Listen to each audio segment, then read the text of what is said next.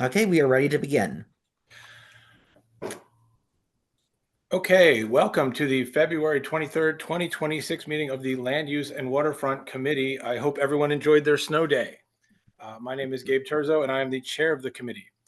Tonight, we are joined by Assistant District Manager Brendan Berth, and the meeting is called to order at 6:32 p.m. As a reminder, New York state law requires all committee members to have their cameras on and their first and last names displayed from the time the meeting is called to order until the time the meeting is adjourned.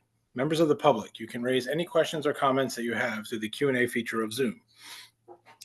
If there's time following the committee's discussion, we will field questions from the public. We need a volunteer to take minutes tonight. Jim is the only one thus far this year who has taken minutes. So I can take minutes tonight. Okay, Alec is volunteered to take minutes. Thank you, Alec. Thanks. We will now take attendance by roll call. Brendan will conduct the roll call. Many members, I will call your name. When your name is called, please say present. I'll announce if there is quorum. Majal Abdul Samad. I do not see here. Tanya Arias. Present. Victoria Benatar. I thought I maybe saw Victoria. Present. Okay. Victoria's present. Daniel Bernstein. Present. Jim Collins. Yeah, here. Maya Donahue. Present. Al Milichek. I'm here. Present. Rich Mintz. Present. Larry Shire. Larry Shire. I don't see Larry yet. Sandra Sherrod. Present. Letty Simon. Present. Susan Steinberg. Present. Mark Thompson. Present.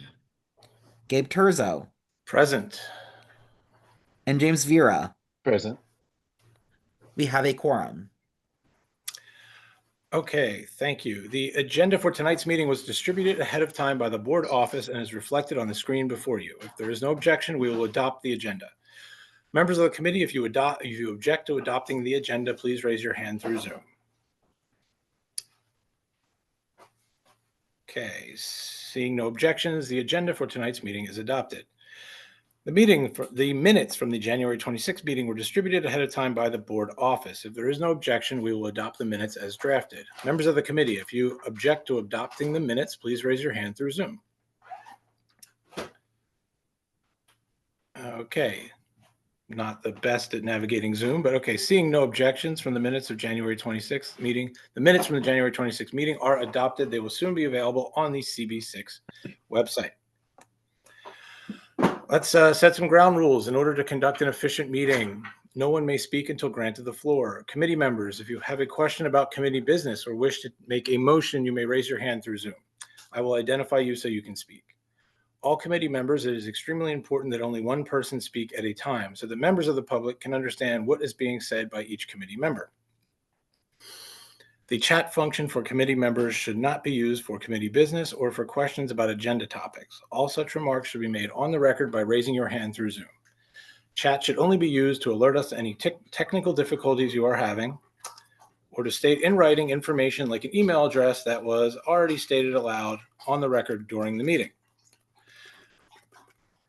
Now, the agenda tonight, item number one is a discussion of the implementation of the Affordable Housing Fast Track. Now, I know that there are some concerns about this being a last minute item. So I want to give everyone some background. This came up in Housing and Homeless, and they decided that to push it off to Land Use and Waterfront for the following reasons. We were thankfully able to get George Janes to join us tonight. And this gave Alec a few days to put together a very thoughtful resolution. So we have something to vote on and then something to vote on at full board. If we don't pass something tonight, essentially, we will not have anything to vote on at full board, and we will not be able to submit our comments as a board on this matter. So I do apologize for the timeline. I know it is not typical. It is not how we usually do things. This is a textbook exigent circumstance, and so I appreciate everybody's flexibility on this matter.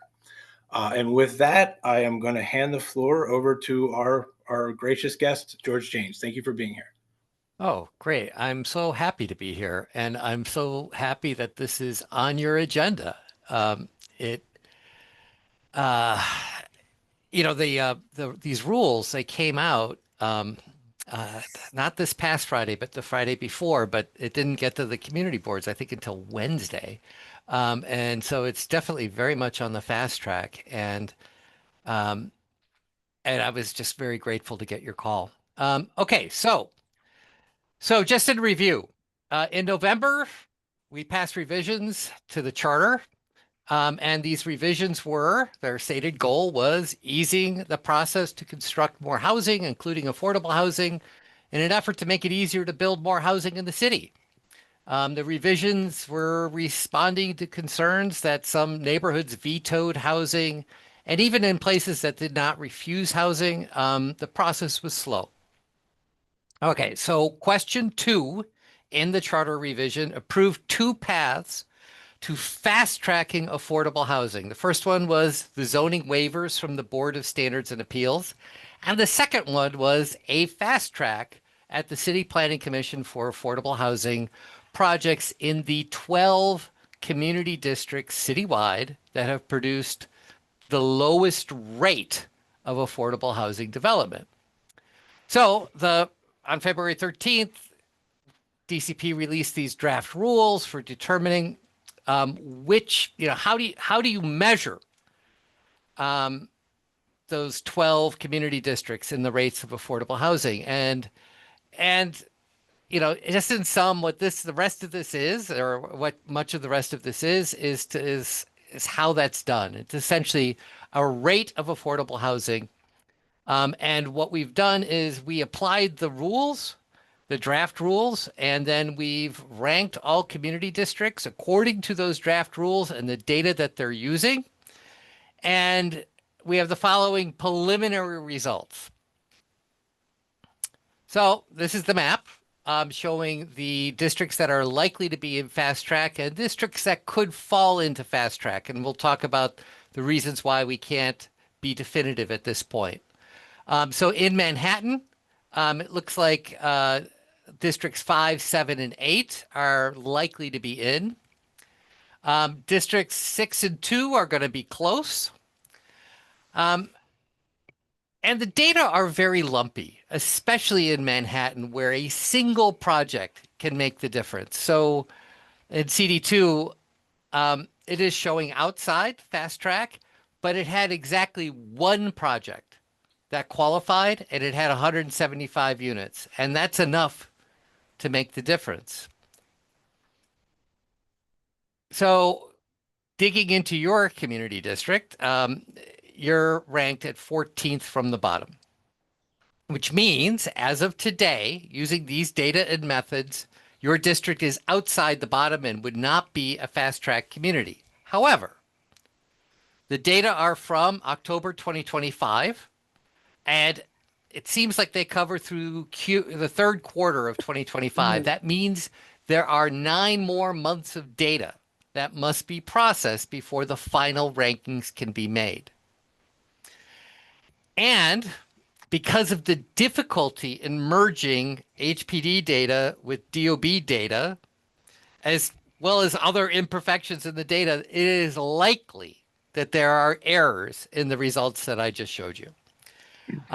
So we can't say anything conclusively, especially for those districts that are close to the line. That said, let's dive into the data.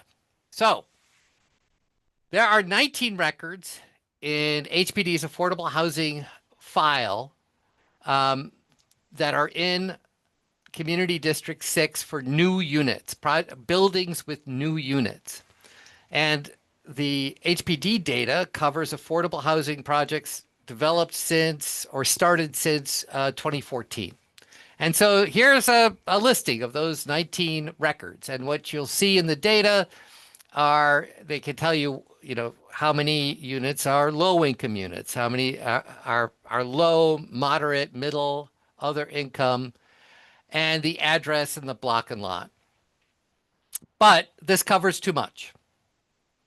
So each record in the HPD file must be run through a decision tree to see whether it counts or not for the reporting period. So projects that have been started and issued a DOB building permit from July 1st, 2021 to June 30th, 2026 are going to count. Now, what that means is you got to match the DOB data with the HPD data. And DCP has done some of this already, but that file only went to June. So we had to take more recent data to match it up. And when we do that, the following 6 records, which sums to 207 affordable units, these are the records that count when we calculate where Community District 6 falls in the rankings. These 207 units are then divided by an estimate of the total housing units in the district to develop this rate that we then use to rank order all districts. So, I mean, we could get into the details here, but they hardly matter for this exercise. But one of the things I'm going to ask everybody to do is that if you see projects that you think should have been counted that weren't counted, you should say something because it may be an issue with the implementation. It may be an issue with the method that is being used. Because the method is, I think it's simple to understand, but it's actually pretty difficult to implement. For example, DOB and HPD sometimes use different block and lot numbers. So when you're joining the different files together, it can lead to a missed permit. You could say that, oh, well, HPD says it started, but DOB says it hasn't gotten a permit yet. And so therefore it wouldn't count. Very small projects are typically listed as confidential by HPD. So it's impossible to determine if they have a building permit. So what we did is we assumed that all confidential projects, and there are only 2 in your district that that fall into the period. We assume that all the confidential projects have a building permit. And the draft rules say that fast track determinations made by the CPC chair will be final. Rankings will not be amended even if an error is found. And I'm going to say, I expect that there will be errors. And so, this one of the questions you may want to think about: if an error is found that impact the rankings, should the rankings be corrected?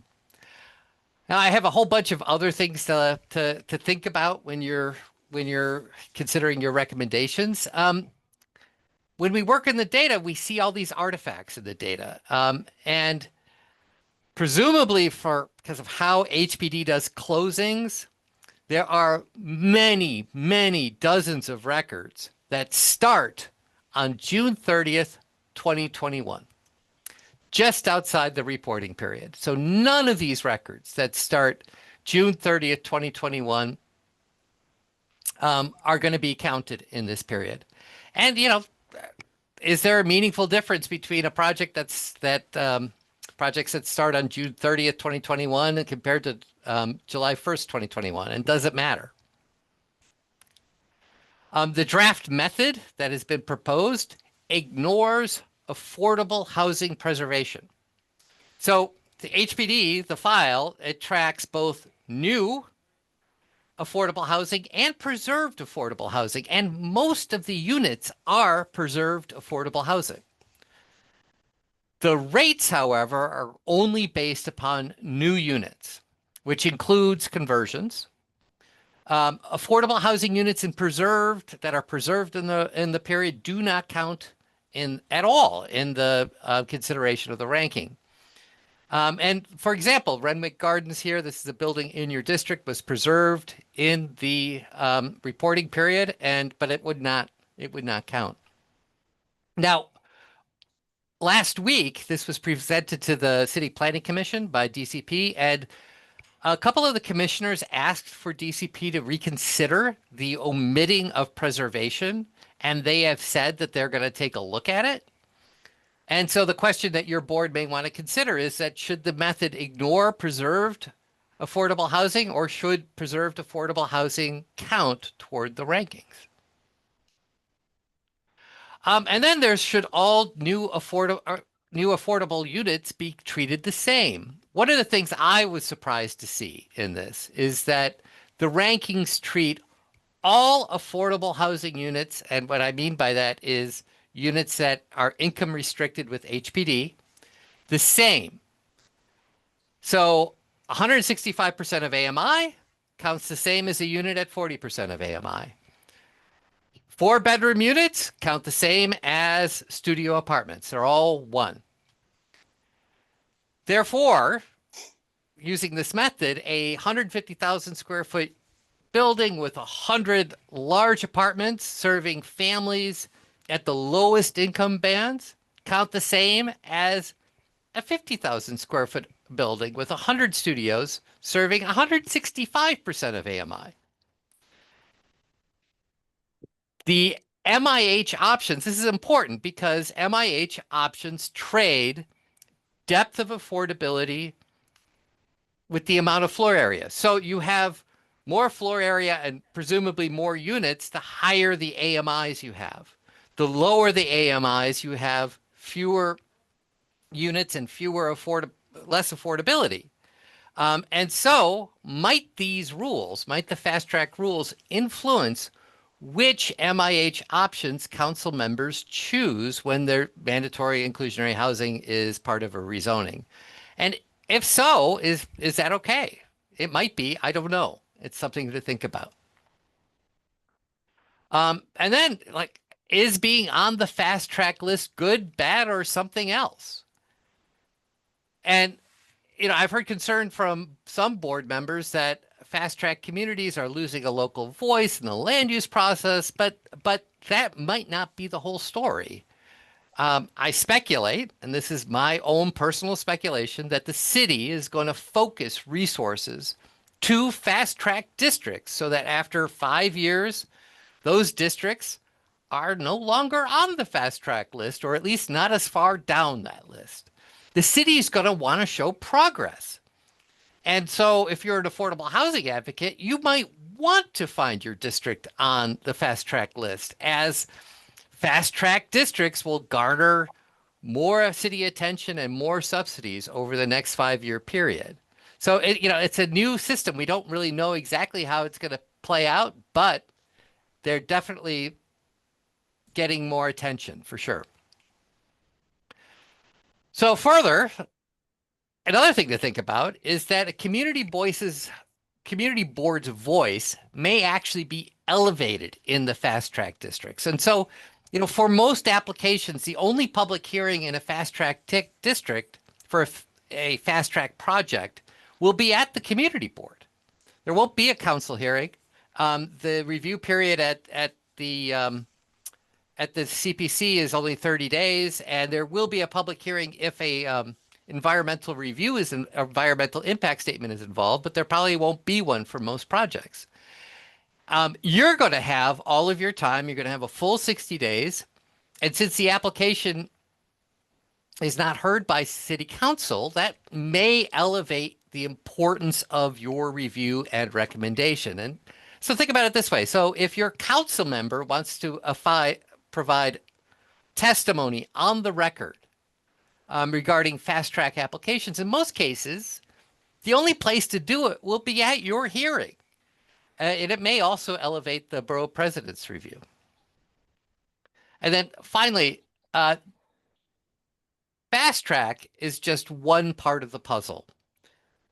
As a part of the fair housing framework, each community district is going to be assigned growth targets. And I'm going to read you from the Fair Housing Plan. Develop 5-year housing production targets citywide for each community district, including the total number of housing units, affordable housing units, deeply affordable housing units, units for formerly homeless households, and housing units to be preserved. If the city charter amendments are approved by voters, which they were, leverage fast tracks for affordable housing, particularly in community districts with the lowest rates of affordable housing production. So this is an implementation tool for this policy. So as you know, as was discussed, the hearing for the draft rules is April 1st, 2026. The written comments are also due on April 1st. By law, the 12 fast track community districts must be determined by October 1st, 2026. And if you have thoughts on the method, the draft rules, data used to determine them, you should comment. Also, if you have thoughts on the data that I've discussed, I would love to hear them, especially if you think that we're missing something. And then finally, there was an excellent discussion at the City Planning Commission this past week, and you should, if you have more questions or you want to hear what's on the commissioner's mind, we've saved the link to the YouTube, and if you just click that link, and I'll provide this presentation to the board, it'll take you right to the discussion at the City Planning Commission. It was really very useful. I have a lot of also another information on the appendix, the full rankings, and the detail on the method, but we won't go into those right now. Thank you, George, for that really robust and thoughtful presentation. That was excellent. Anyone who's ever worked with large data sets knows that ultimately methodology is a choice. Like, you kind of just have to make a choice at some point. But I think we want to see the will of the voters enacted. And my belief that the will of the voters was this was something done to preempt bad faith obstruction, perhaps. And we want to choose a methodology that captures the data in such a way that community boards like ours, CB6, who have been very robust proponents of affordable housing, perhaps should not be subject to these requirements until some other places are. Having said that, I actually don't view it as a punishment. I think you made a couple great points there. But I'm going to hand it over. I'm going to start taking questions from the committee. But if it's okay, so I'm going to call on. Sorry, I'm not good at Zoom. It's been a moment since I've been on Zoom. I'm going to recognize Tanya, please. Hey, George, thanks. That was great. Is there a particular number that they're looking for in the rate of affordable housing development? Is there a target number, or is it just a ranking tool? The bottom 12, there is no target.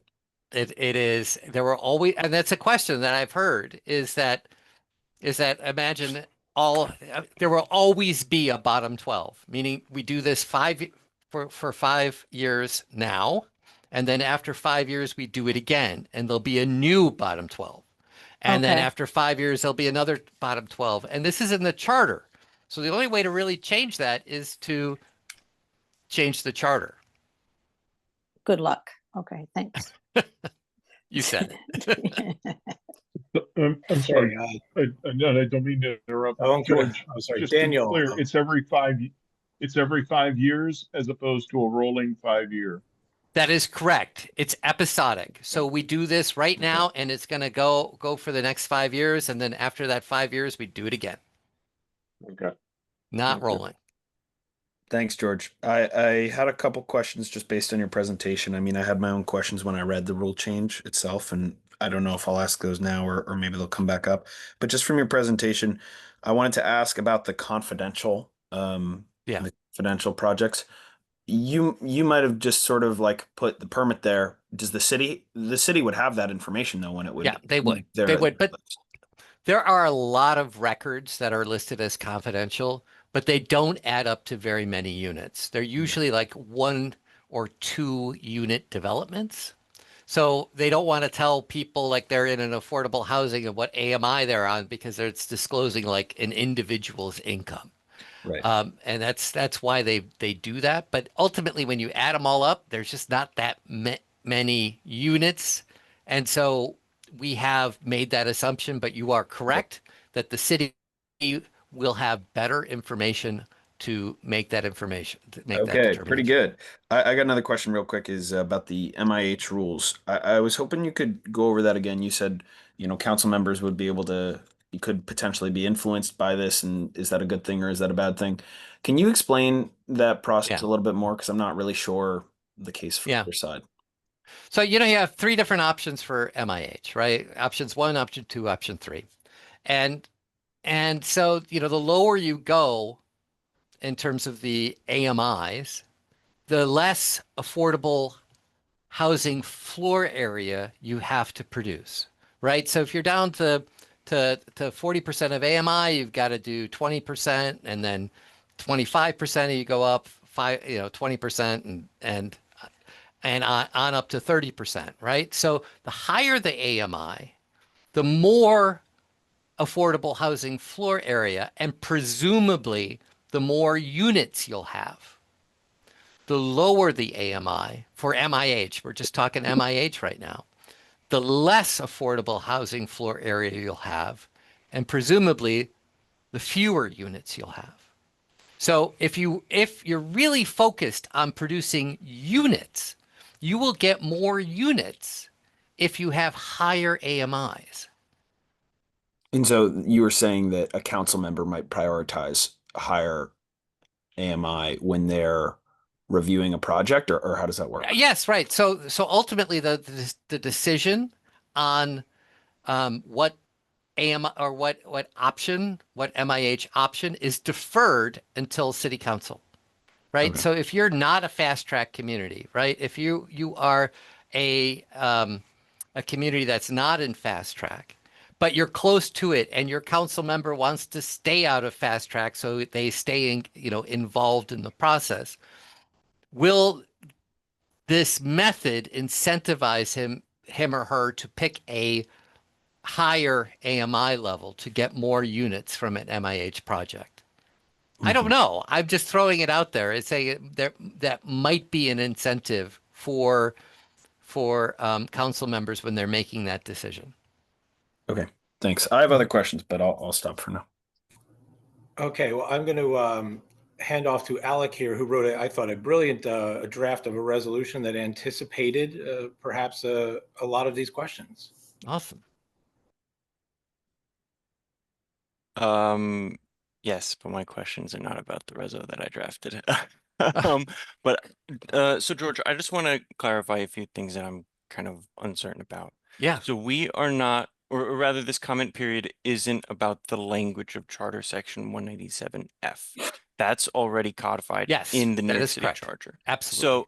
So the comments that we would be providing this evening would be about the methodology to calculate the community Absolutely. districts. In your professional experience, what would you think would be the preferred method to calculate these community districts?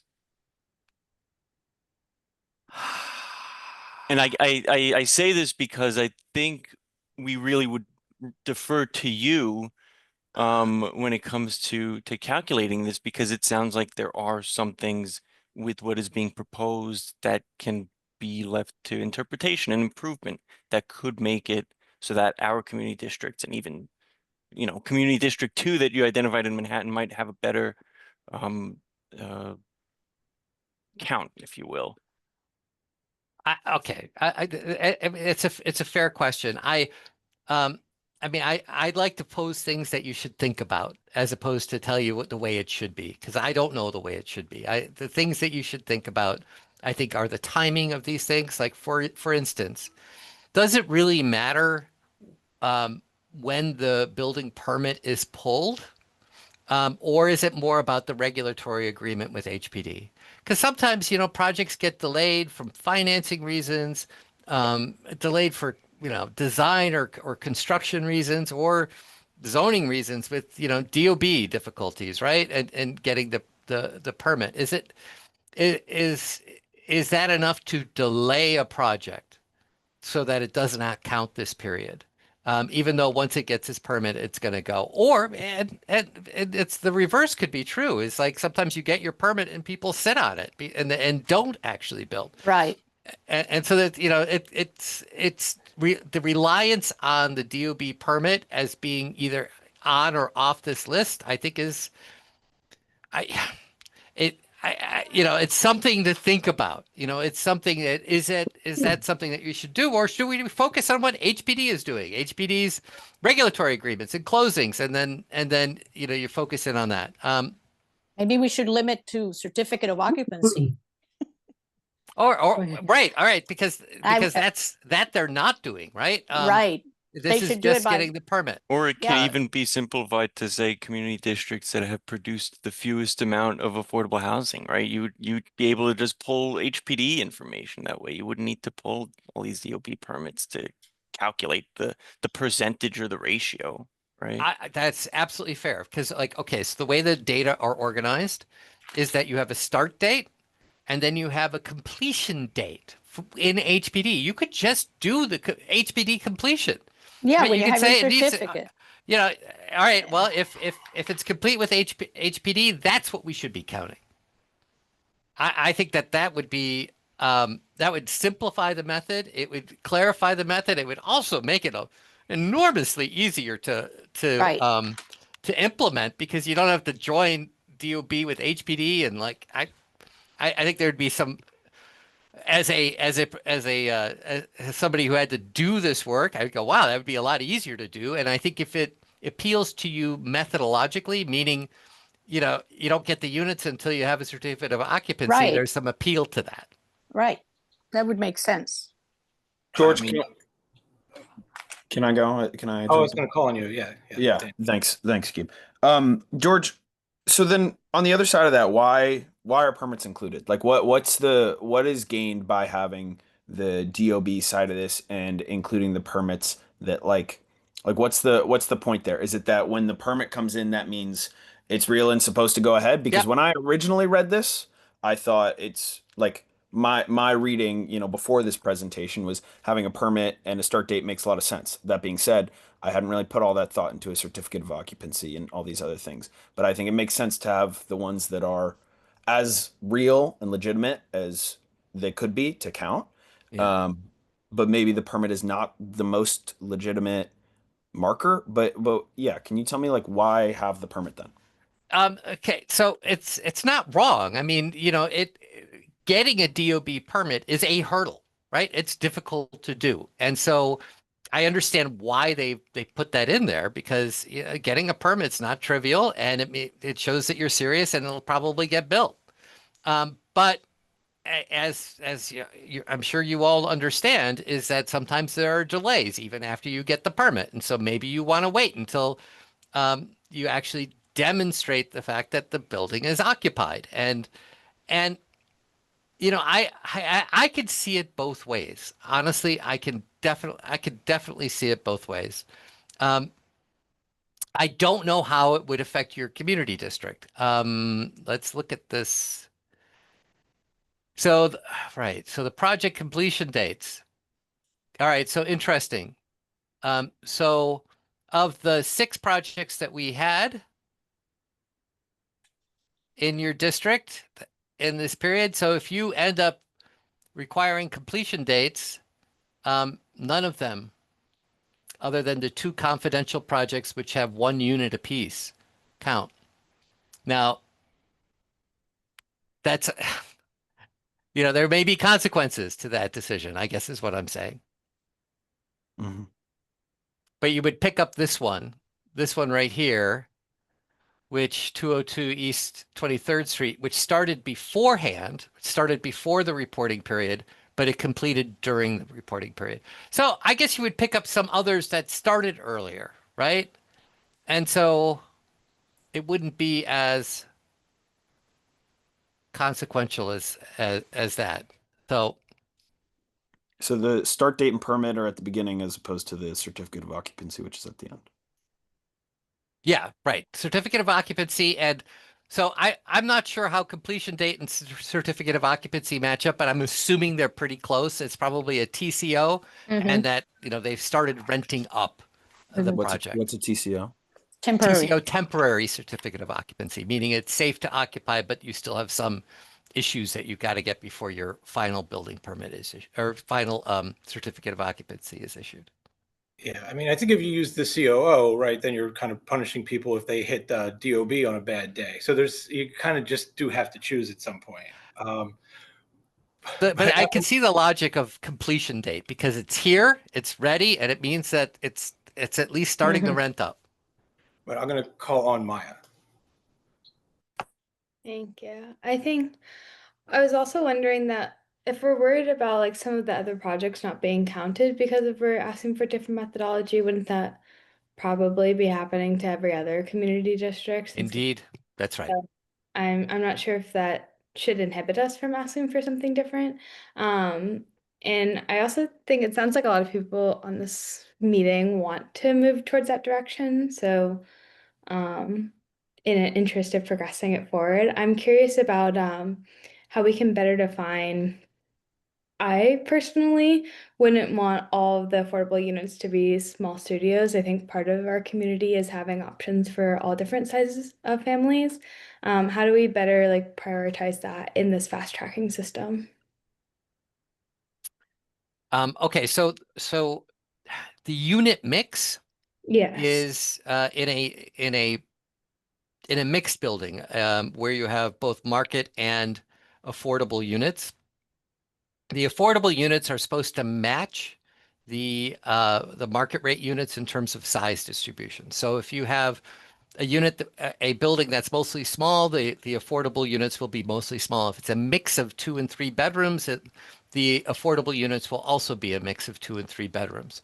However, if you have a 100% affordable building, or you have it in a market rate building next to an affordable building, you have a lot of options. One of the things I like to point out is that your community district had the micro unit pilot, and apparently it had one that showed up on this list. And so ultimately, that is not really a decision that would be made here unless you wanted to say something to the effect of when we are ranking community districts, we weight larger units more than smaller units.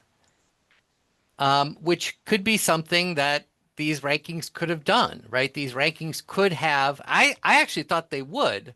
I thought they would rank because we have the data, that we know how many bedrooms there are in the units and we know the AMI levels. I thought they would weight lower AMIs and larger units more than smaller units and higher AMIs. That was going to be my next question. Can we also weight the lower MI? I, we're not. This method has nothing like that. The the charter revision language has nothing like that. However, the charter revision does instruct HPD and DCP to develop this method, and there's nothing that precludes them from putting a weight in there. And so, if you wanted to make that recommendation, you could.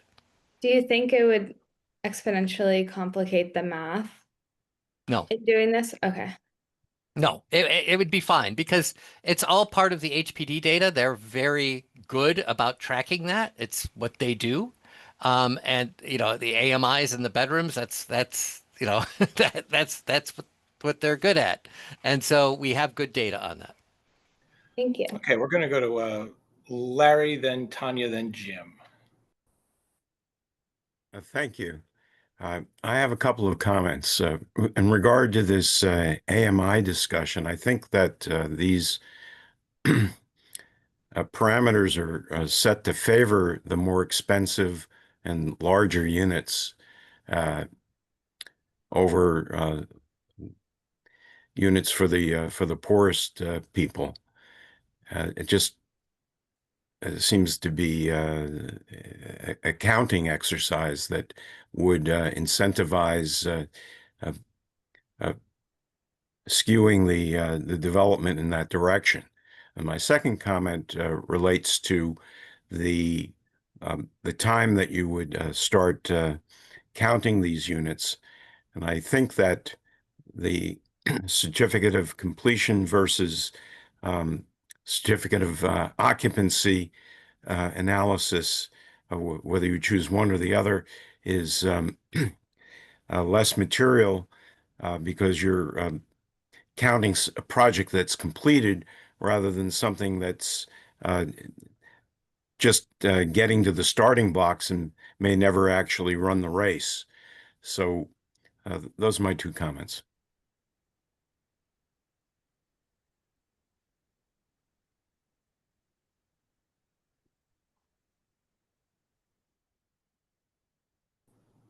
Okay, cool. Thank you. Okay, we're going to go to Tanya.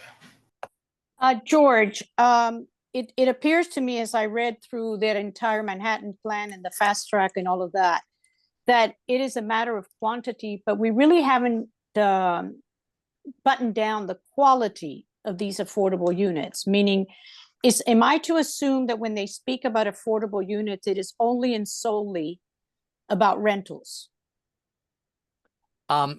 Okay, so no, it is No. not solely about rentals, but it's mostly about rentals. It's mostly about rentals. Well, I'm Right. going to get to that later, not now.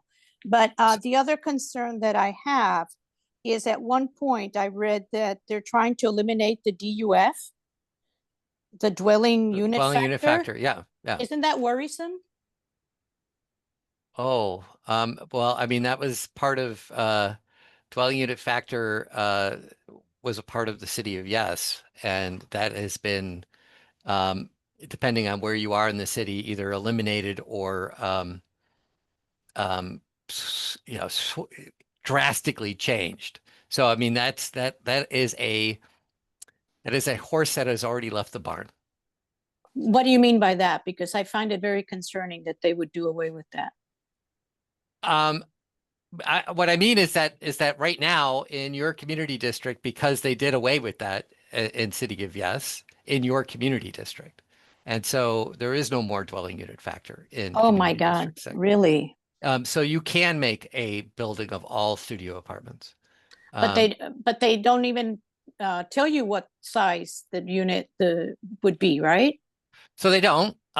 So that you do have minimum, like you have requirements in the housing maintenance code, you know, which determine minimum sizes of rooms, and you put all these, you know, code requirements together, and you could, you know, produce a pretty darn small unit.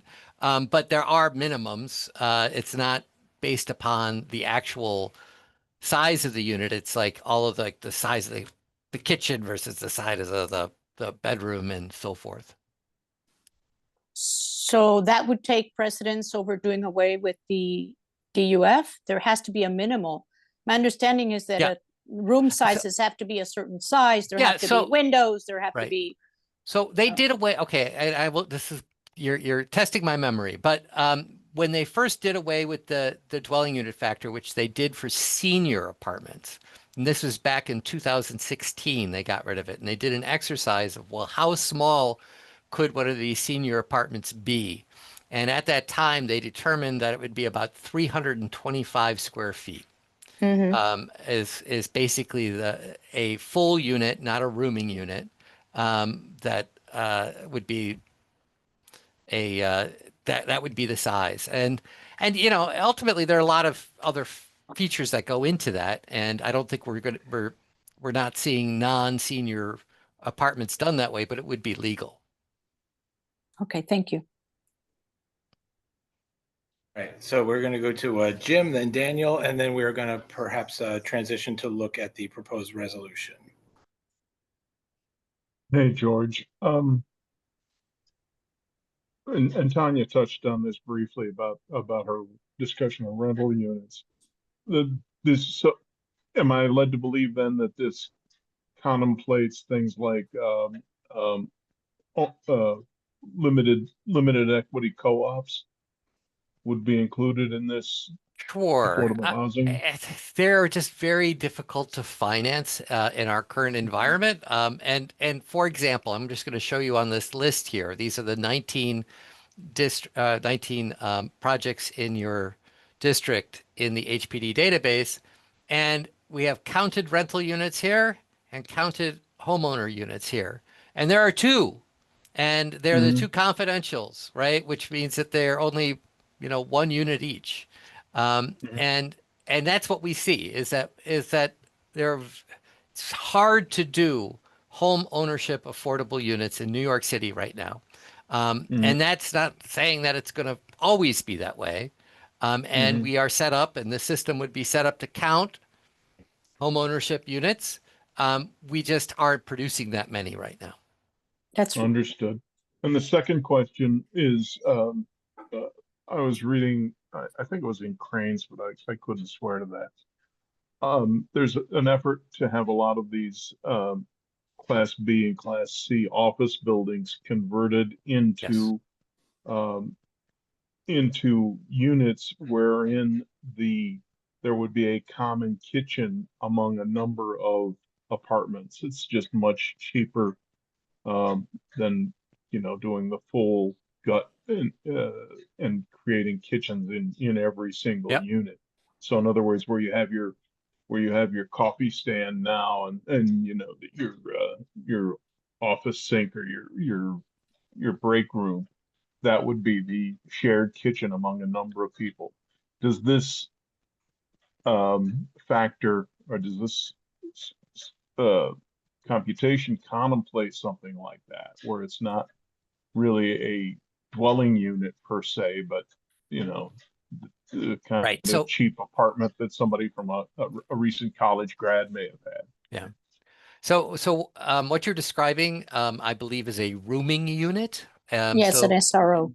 Yeah. Mhm. So we have dwelling units, and then we have rooming units, and there were changes in New York City's codes that effectively, well, made them effectively outlawed them in the 1950s, and we have made certain changes to bring them back, but you still have to, like, HPD needs to essentially sign a piece of paper that says that it's an allowed use and explain why, and then what happens, like after the lease expires.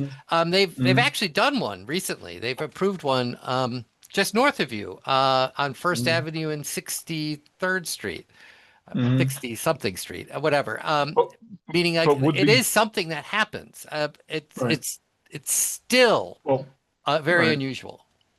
As you know, we have a lot of B and C caliber Yep. office buildings Yep. in our district, but a lot if those were to be completed as the units we're talking about, would those be contemplated in these calculations? So yes, I mean, my understanding is that they would. They need a couple of things. They would have to be income restricted housing, which means that they would go through an HPD lottery. They would need to be permanent affordability, so it couldn't be a shelter or temporary type of units, right? So it would have to be for permanent occupancy, and it would have to be for have to be income restricted. And if it was, and if it was a rooming unit, it should count. That's my interpretation Yeah. of the rules. Okay. But I think Thank it's you. pretty clear that it would. And finally, one last question. What were you on this committee? What would your vote be on this? Well, I think it's okay. I think you should be voting on what's important to you. Or not. I think your recommendation should focus in on what's important to you. Like, for instance, what I heard the comment of, well, we care when it's finished, and so rejecting the idea that you Do it just now. rely upon the building permit and then go with the completion date. You should do that. I'm The not reason going I ask to. is that, we haven't had much room to study it or much time to study it. That's Yeah, why. we haven't. Yeah. This is kind of a rush job. Um, Given right. your No, expertise. I understand. I understand. You should think about what is important to you when it comes to this, and make your decision that way. I mean, if there are certain issues that are, I can't replace my own. No, Every I district is understand. I different, right? understand. Right. And, Right. and No, I understand. I just want to clarify in terms of what we are voting on. We want to take a look at the resolution because I think it actually anticipates a lot of the questions that we have. So we're not relitigating the November vote. We're talking about the implementation, and I think we actually do have some ameliorations proposed here. So with that, sorry, George. I guess the one thing I would say to Jim, and one thing I might think about is supportive shelters and temporary housing for people in emergencies. None of that's counted, right? So if None of you're that is counted? no, then none of Well, that's in here. That's well, not counted. this goes, Affordable but housing. this goes back to the units that we were just talking about then, the shared units, So if they're permanent occupancy units they call them? occupancy, then they would count. Yeah, Yeah, But shelters. if they're are- shelters or but temporary if you occupancy, they had, wouldn't. right, but if you had that and then you had supportive services wrapped around that, for example, It's not drug affordable. interdiction or people that have mental issues that So- need to take medication, wouldn't that also, But no, would supportive those also housing qualify? is well, okay. In most cases, I don't want to say always because there's always exceptions in New York. In most Mhm. cases, supportive housing is considered permanent housing, and so that Right. would count in Would most qualify. cases. Right. It's just when you Nursing talk about facilities. like emergency housing for the homeless, right? Right. Right. Homeless families. That's in a Assisted situation. living, Yeah, where well, they give you yeah, the meal. assisted living is a different category as well. I mean, that wouldn't count as either. Um, Assisted living would not count? so this has to be income restricted housing, essentially managed by HPD or other. NYCHA would count. Um, that essentially you apply for a lottery, right? And then you get assigned. And it's got to be permanent housing that involves that income restriction. No, I could see, I could see assisted living having income restrictions. And there are a lot of. So if it's a housing unit, it depends on how it. I mean, assisted living is permitted in different ways. But if it's a housing unit, then it would count. But if it's essentially a group quarters type facility, then it probably wouldn't count. Mhm. Well, I'm contemplating separate, you know, sleeping area, what have you, but the common kitchen that would likely be served by, you know, assisted living staff. Right. You follow me? Again, I would say Yeah. focusing on income restriction, permanent. Those two things together, Mhm. they will count. They would qualify. Okay, Yeah. thank you. Okay, Daniel. George, I've got two quick questions for you on the rule change itself, and really, I feel like it's my only time that I could ask or learn the answers to this. How come the counting period starts in October, like begins October 1st if the period ends June 30th for the 5-year plan? And then also related to the timeline of this, the start date or the permit, it's dependent on like if the building has that at the time the director of city planning shall determine the list of 12 community districts. Why again is like how does that work if the start date and the permit are by the time the director's counting, not actually within the 5-year period? Does that make sense? Well, okay, so I'll tell you my interpretation of there is the reporting period, which is from July 1st, 2021 to June 30th, 2026. And then after that June 2026 day, the months afterwards, DCP and HPD will be applying this method and producing results and then handing it up to the CPC and the director of the City Planning Commission, and then they will make that decision at that point using by October 1st. It has to be by October 1st by law. And so there is going to be a little gap between the end of the reporting period and when they make that decision. And that's because these data take some time to process. I to me that's understandable because we don't have real-time data for this at this point. But then during that period that they're counting, if a place gets a start date or gets a permit, that still counts. It only counts if it is between those two dates. That's my understanding. Between the 5 years. But it says in the section 2, in 1304 section 2, whatever, it says if it has a start date as publicly reported by HPD at the time the director of city planning shall determine the list of 12 community districts. And is that different from what the 5-year date is? Because it doesn't say at the end of the 5-year period. It says at the time. Well, that's really interesting because it's always talking about the 5-year periods, right? And you go through the whole thing and it's like there are these 5-year periods and then you do them again 5 years later. I had not um, I had not caught that. And I think that's going to be one of my comments is that there's got to be a cutoff date, right? Right, because hypothetically they could wait until October 1st and then count everything. Yeah, and then we have no idea what they're doing, right? I mean, like it's not good for transparency to do something like that. I That's what I it, thought. and so my recommendation would be they should change that. If you- Okay, cool. Thanks, George. I'll stop. Thank you. So I know these are all great questions, and I have excellent news for everybody. Our friend Alec anticipated all the problems created by this and wrote a draft resolution that I think we're going to take a quick look at now. That for our public comment, that if implemented, perhaps could ameliorate some of these concerns. Um,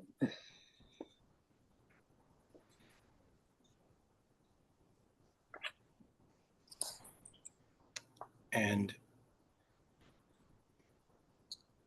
I understand that people didn't get the chance to read this before the meeting. So if it's okay with you, Alec, I'm going to put you on the spot and have you talk it through a little bit. Maybe we can all go through it Okay. together. Yeah. And now that, and since we have George here too, I think it's good to go through it as a team to get some initial thoughts. But it also sounds like based on the question that Daniel just had right now, we might have another comment to add as well. So I think we can think about where to place that. But do we want to start from here? Do we want to start from the comments? no, from the beginning, The beginning? Okay. please.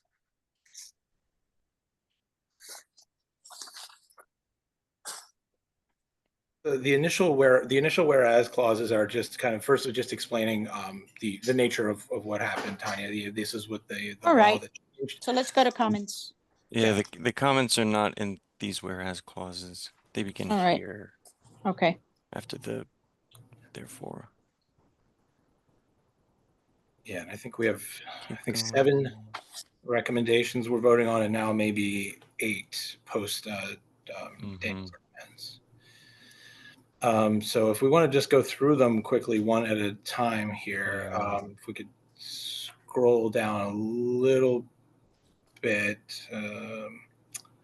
Okay, so the first one was the start date methodology is a little muddy. And this is New York though, so we're never going to go do it the straightforward way.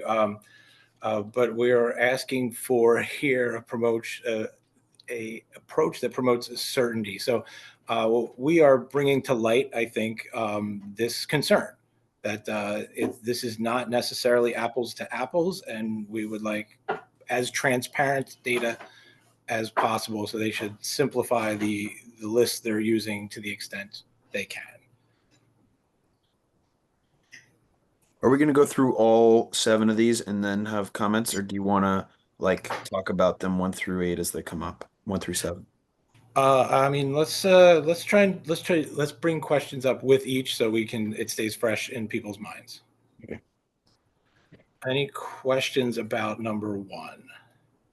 Let's go back up, Gabe. So this one is about, I don't even remember.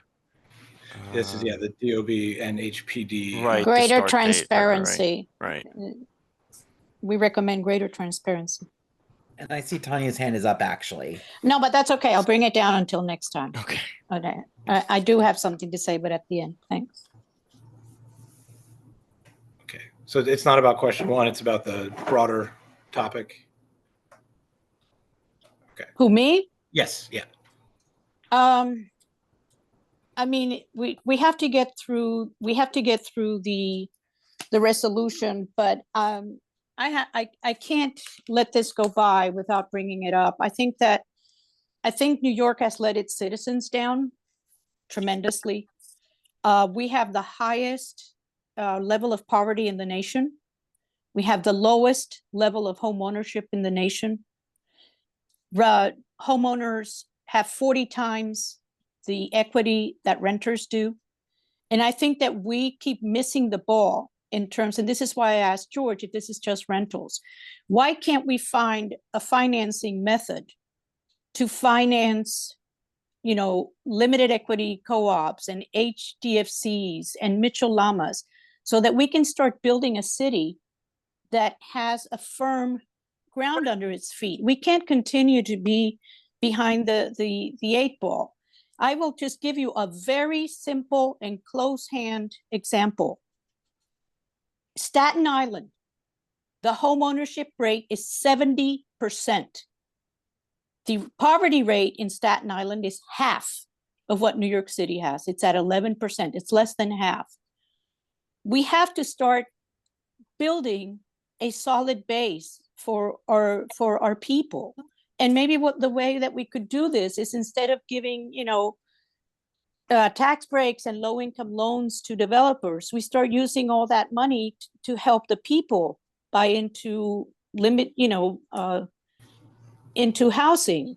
There has to find a way. Even if we can't find the solution tonight, I really think that we need to start thinking big. We're not thinking big when it comes to this. I appreciate that comment. I mean, I will note that Staten Island is heavily, heavily subsidized by Community District 6.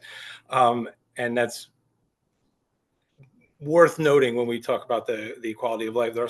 Those low density projects are suboptimal for a well-functioning and a fiscally healthy and affordable city. Part of the reason we are so unaffordable is because of their exclusionary land use practices. I get it. But you know what my point is. I know what your point is, and it is certainly in the spirit of what we are trying to accomplish here. But okay, so we're going to move on to the next question if there's no other questions on point 1. Okay, so moving forward, Brendan, if you don't mind, we're going to scroll down to question 2.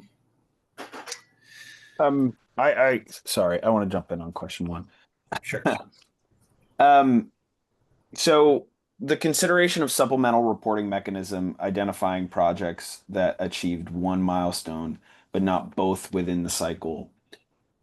Could we, maybe Alec, if you wrote that, could you talk about why that's a priority?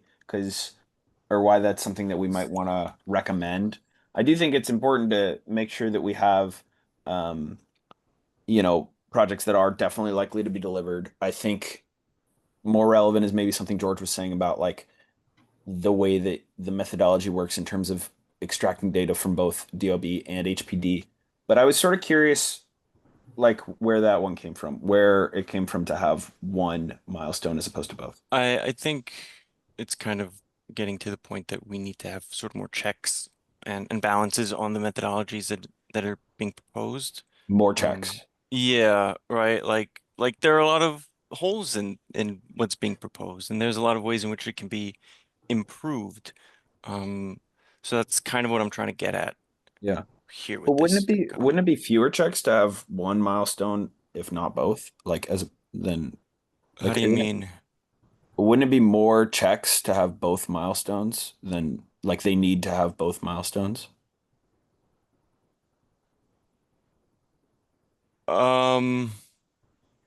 Like making sure that they're more likely to actually be started. But maybe I'm thinking of checks differently. Maybe my interpretation of that was different than yours, but I think that makes sense to me.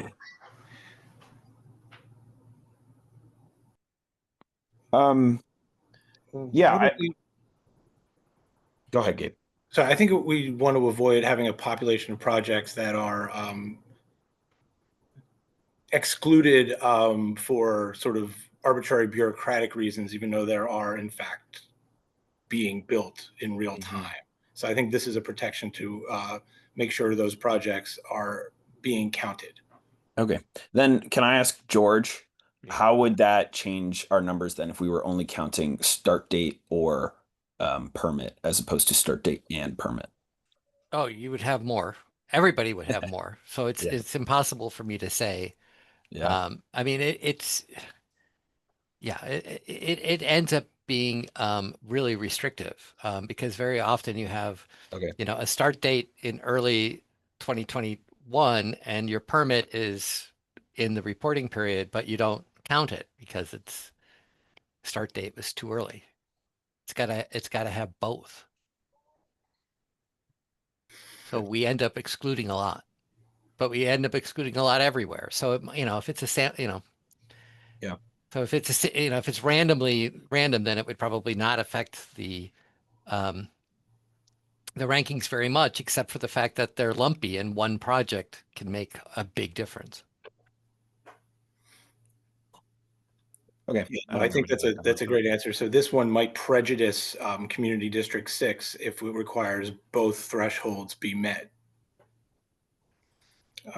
Okay, so I think unless there's further comments, I think we're going to leave the language as it is.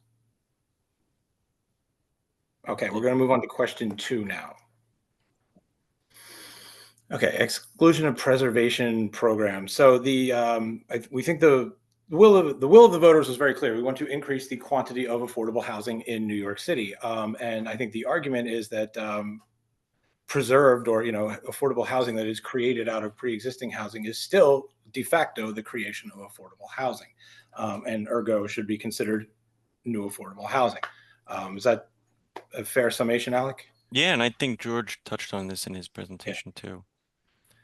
Okay, so unless anyone has concerns about this, we're going to keep moving. I have a question. Sorry, Gabe.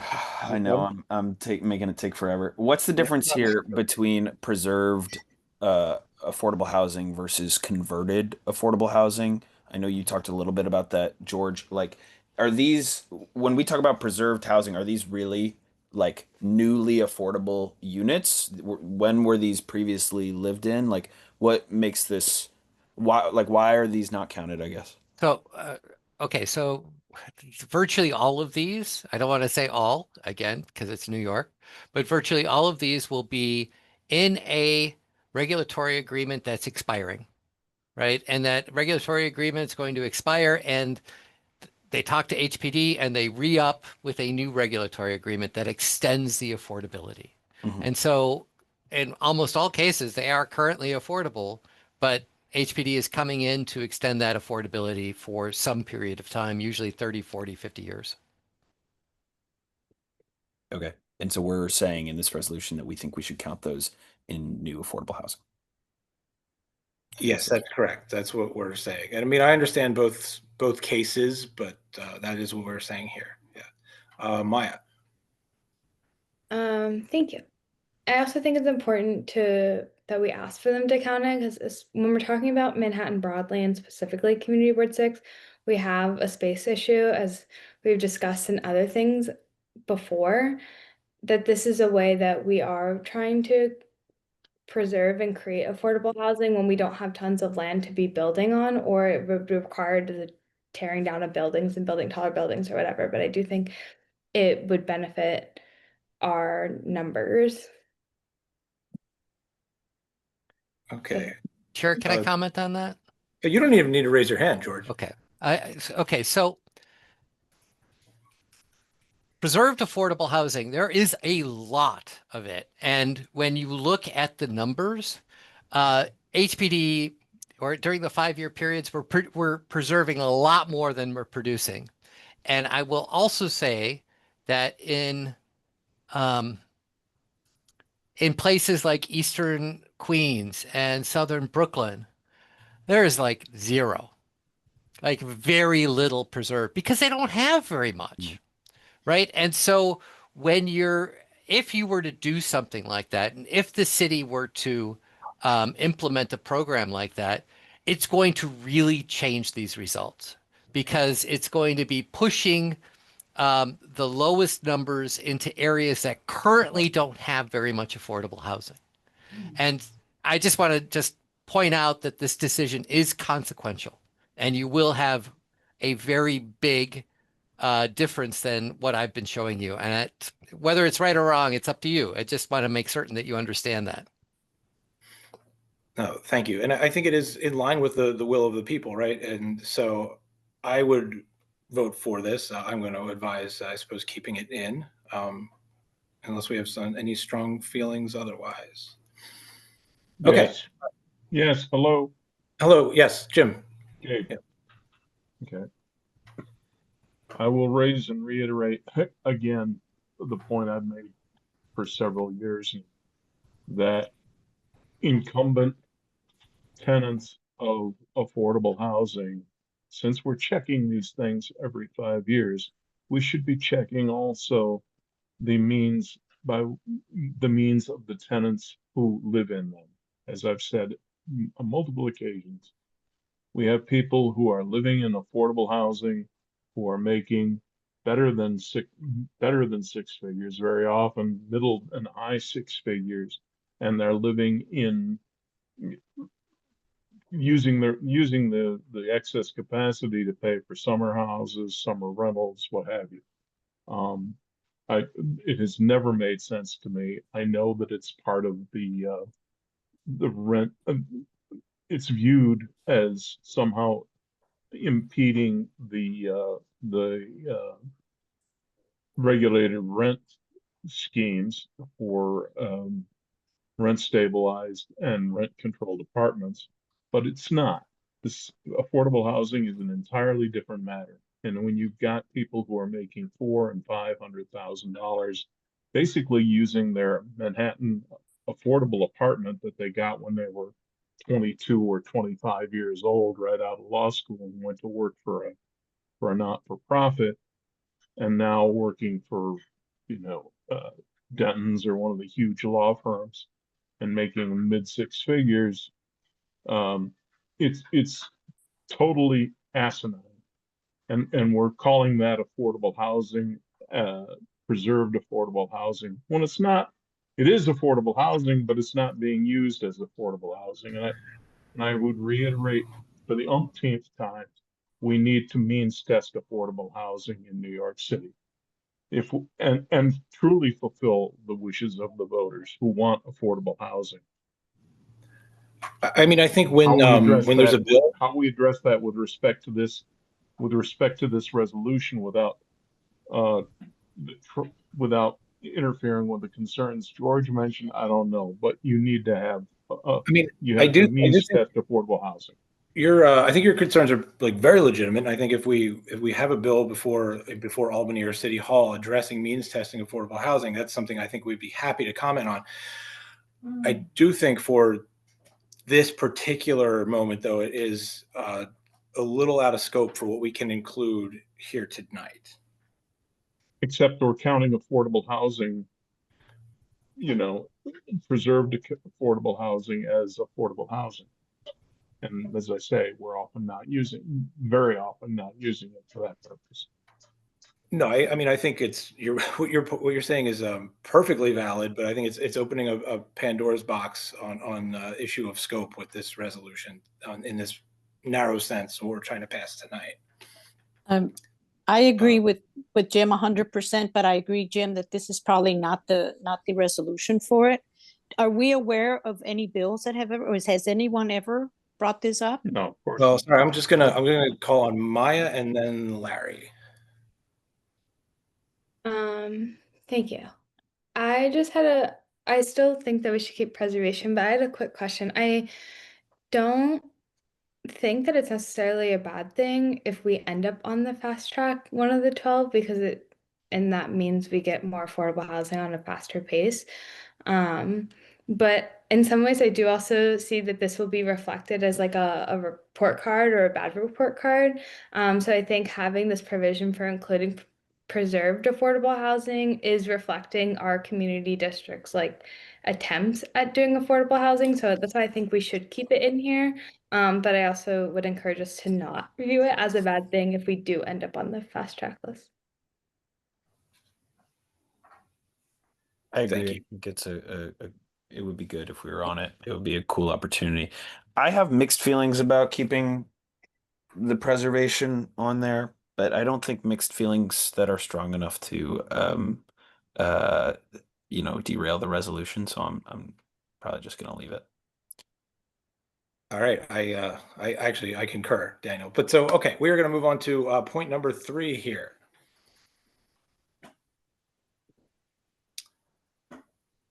Okay, and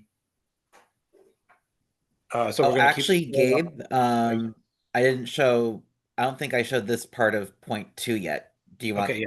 maybe the committee to look through this part of point 2 The first? policy rationale. Yeah, let's just take a quick peek at these bullet points here. As I forgot, this was not circulated very far in advance, so my apologies. Mm-hmm. And again, in terms of having a real world impact, it is we know from George's presentation that this is something that is being debated in real time. So our voice can, in fact, move the needle on this particular question.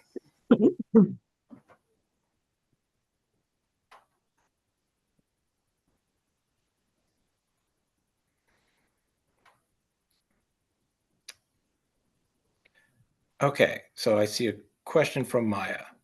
Sorry, I had another comment. I was like, if we, another point to keeping the preserved housing is, as George mentioned, like other areas in East Queens or South Brooklyn, or probably, I'm sure, parts of Manhattan as well, that are not maintaining, like re-upping their affordable status.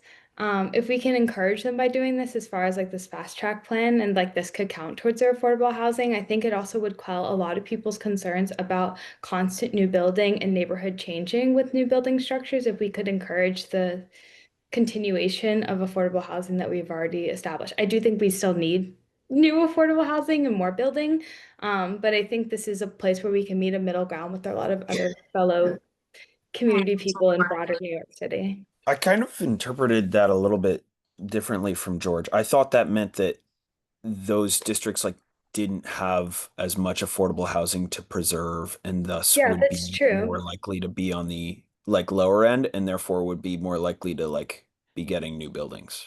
Yes, Be but I getting think, growth. well, that's if you're looking at it today. But if we're talking about this in 25 years, when we've gone Mhm. through 5 5-year cycles, that might be a different question if we're not going to be changing the stipulations every 5 years.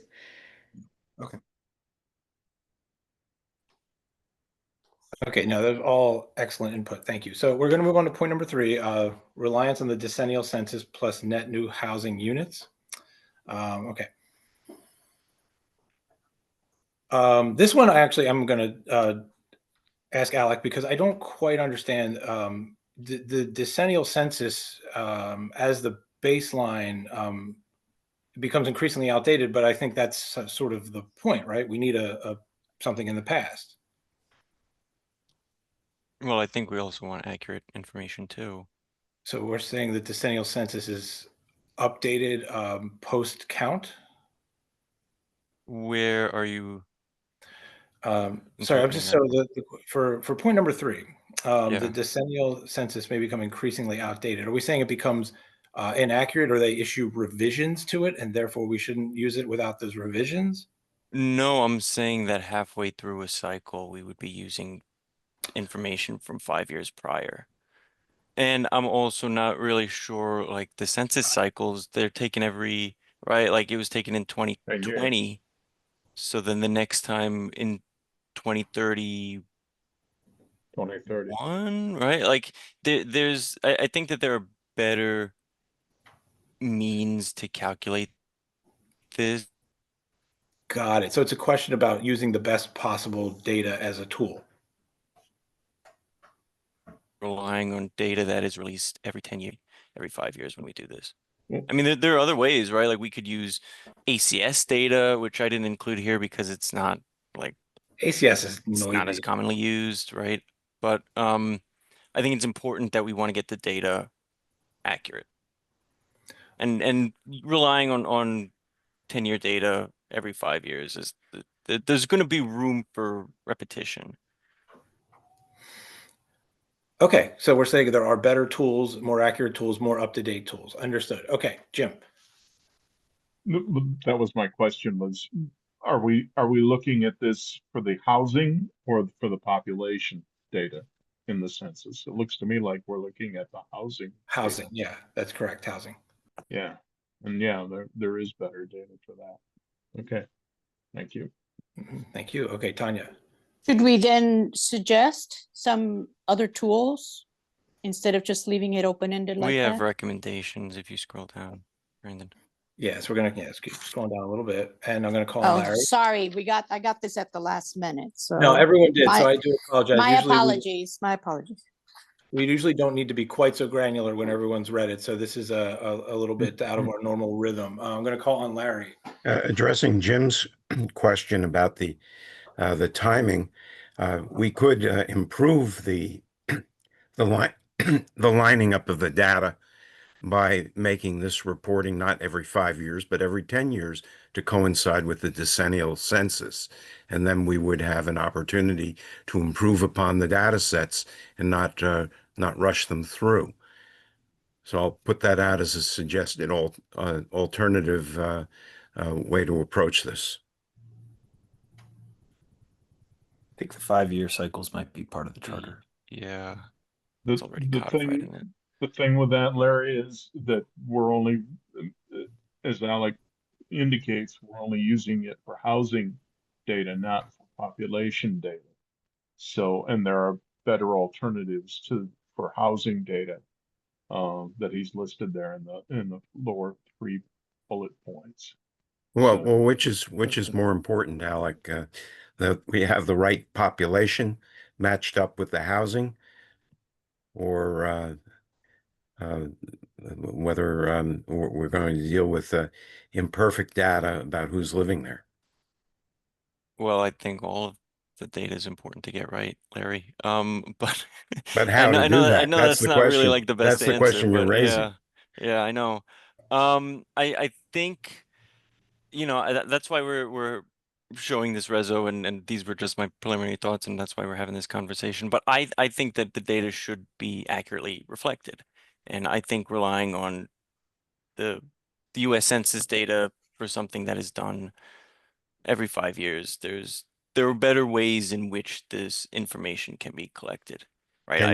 Can you posit something I mean, along well, those there's lines in order to give this some ACS meaning? data. Yeah, I mean, there's ACS data which has, um, 1 year projections, I 2, would 5. That can caution be against using the census. ACS is really very noisy for like New York City's especially. But when you right. get HPD data, I mean, yeah, ACS data is not perfect, right? I mean, it can be used in certain You can situations, but I get it think from that the also department. city agencies also have a lot of data too, right? And I'm not Yeah. 100% sure. I mean, I'm sure they use census data, but even the US Census Bureau has lots of other housing data information, right? It's not just census data. There's also data that's collected through other means, right? I'm not well read on what they are, right? I'm not a data person. People on the housing committee can tell you I'm not really up to date with with data methodology and things like that. But I just think that using the 10-year census is not the perfect way to calculate.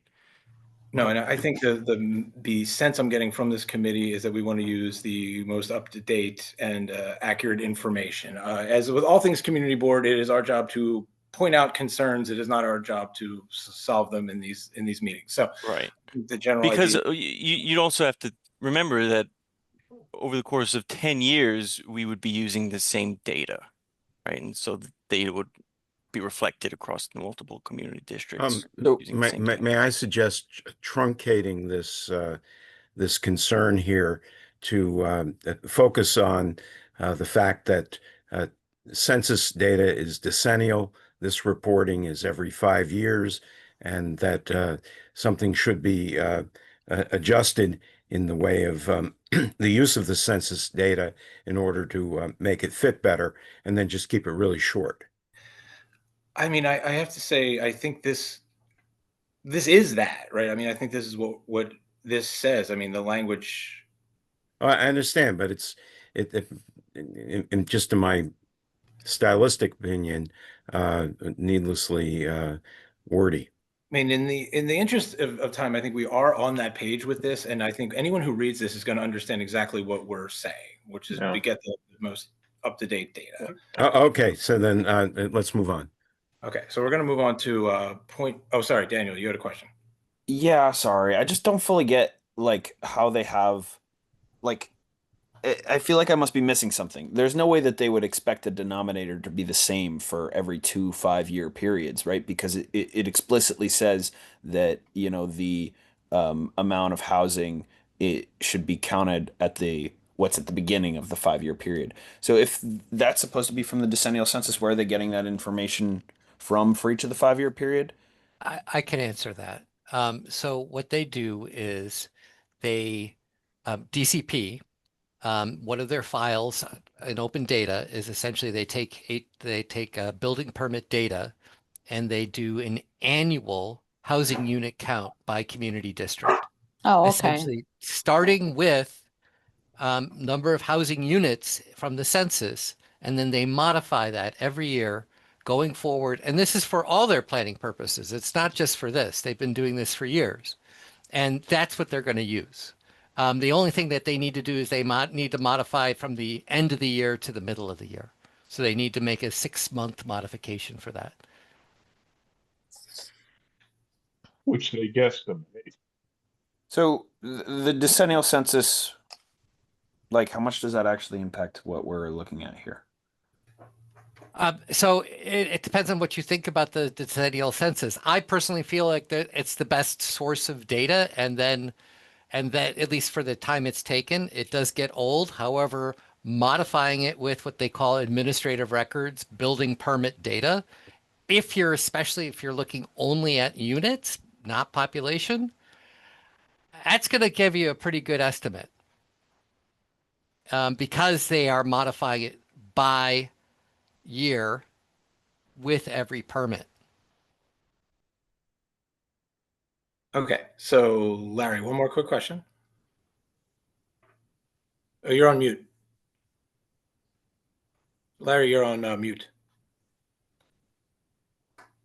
I'd like to move to delete this section 3 because it really doesn't add materially to our understanding of the impact.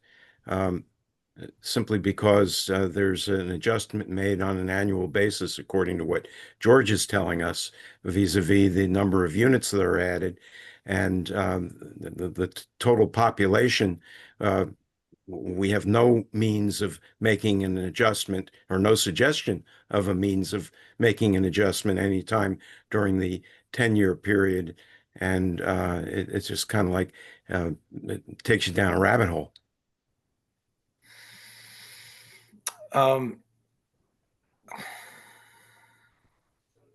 Is there a second? Yeah, do I hear a second? Was that Jim? Yep, that was Yeah. Jim. Just curious. But I didn't hear a second. That's no, why. I don't hear a second, Larry. So I'm sorry, but we're gonna move on. Okay. Okay. Question number 4, the finality of the director's determination. Anyone who's ever worked with large data sets, be it the census, be it the Bureau of Labor Statistics, will tell you one thing: there are always revisions after the fact, and this will be no different. They have admitted as such. The proposed rule they will come up with a determination, and what we are asking for here, that once the director of the DCP makes their determination, under the current rule, they're saying that is non-challengeable, even if the data ultimately is revised. That's not acceptable. It's not acceptable. I mean, the one thing I will say is I guess they don't want a never-ending appeals process, and I understand that. But I do understand also the case for this data is always wrong. It is not always wrong, but it is always revised. Large data is always revised after the fact.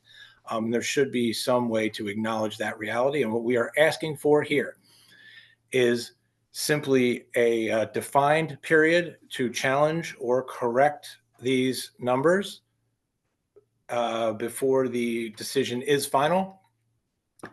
And I think that's pretty reasonable, judging by what I'm hearing from the crowd here. We can also include a specific time frame right? I Mhm. just said establishing a short defined correction or challenge period, but if members of this committee are particularly have particularly strong feelings about how long they would like that correction or challenge period to be, feel free to make suggestions.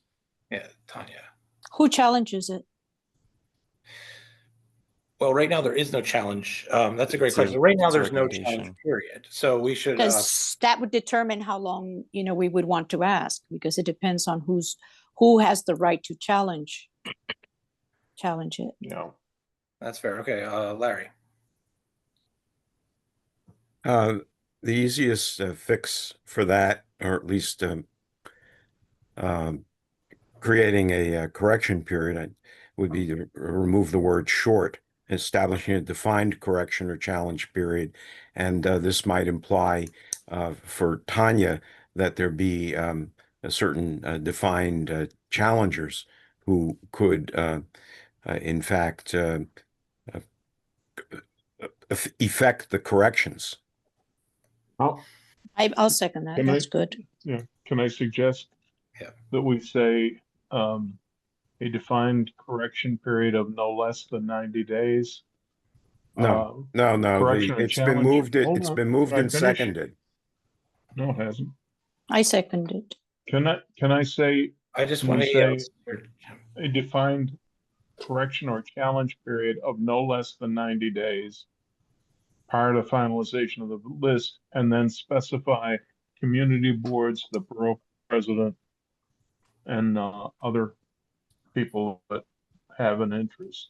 I can't, elected officials, for example, council members. Yeah, I mean, I think we want to definitely avoid opening a Pandora's box here of who can challenge. I think we want to keep it very narrow. I mean, we are a community board, so maybe we should only ask that community boards be allowed to do this. Mhm. All right. Well, then let me refine for Brendan. Establish a defined correction or challenge period by community boards Perfect. prior to finalization of the list. Can we say including community boards instead of only, implying only community boards? What about the borough president? I think That's what I'm saying, if we say including.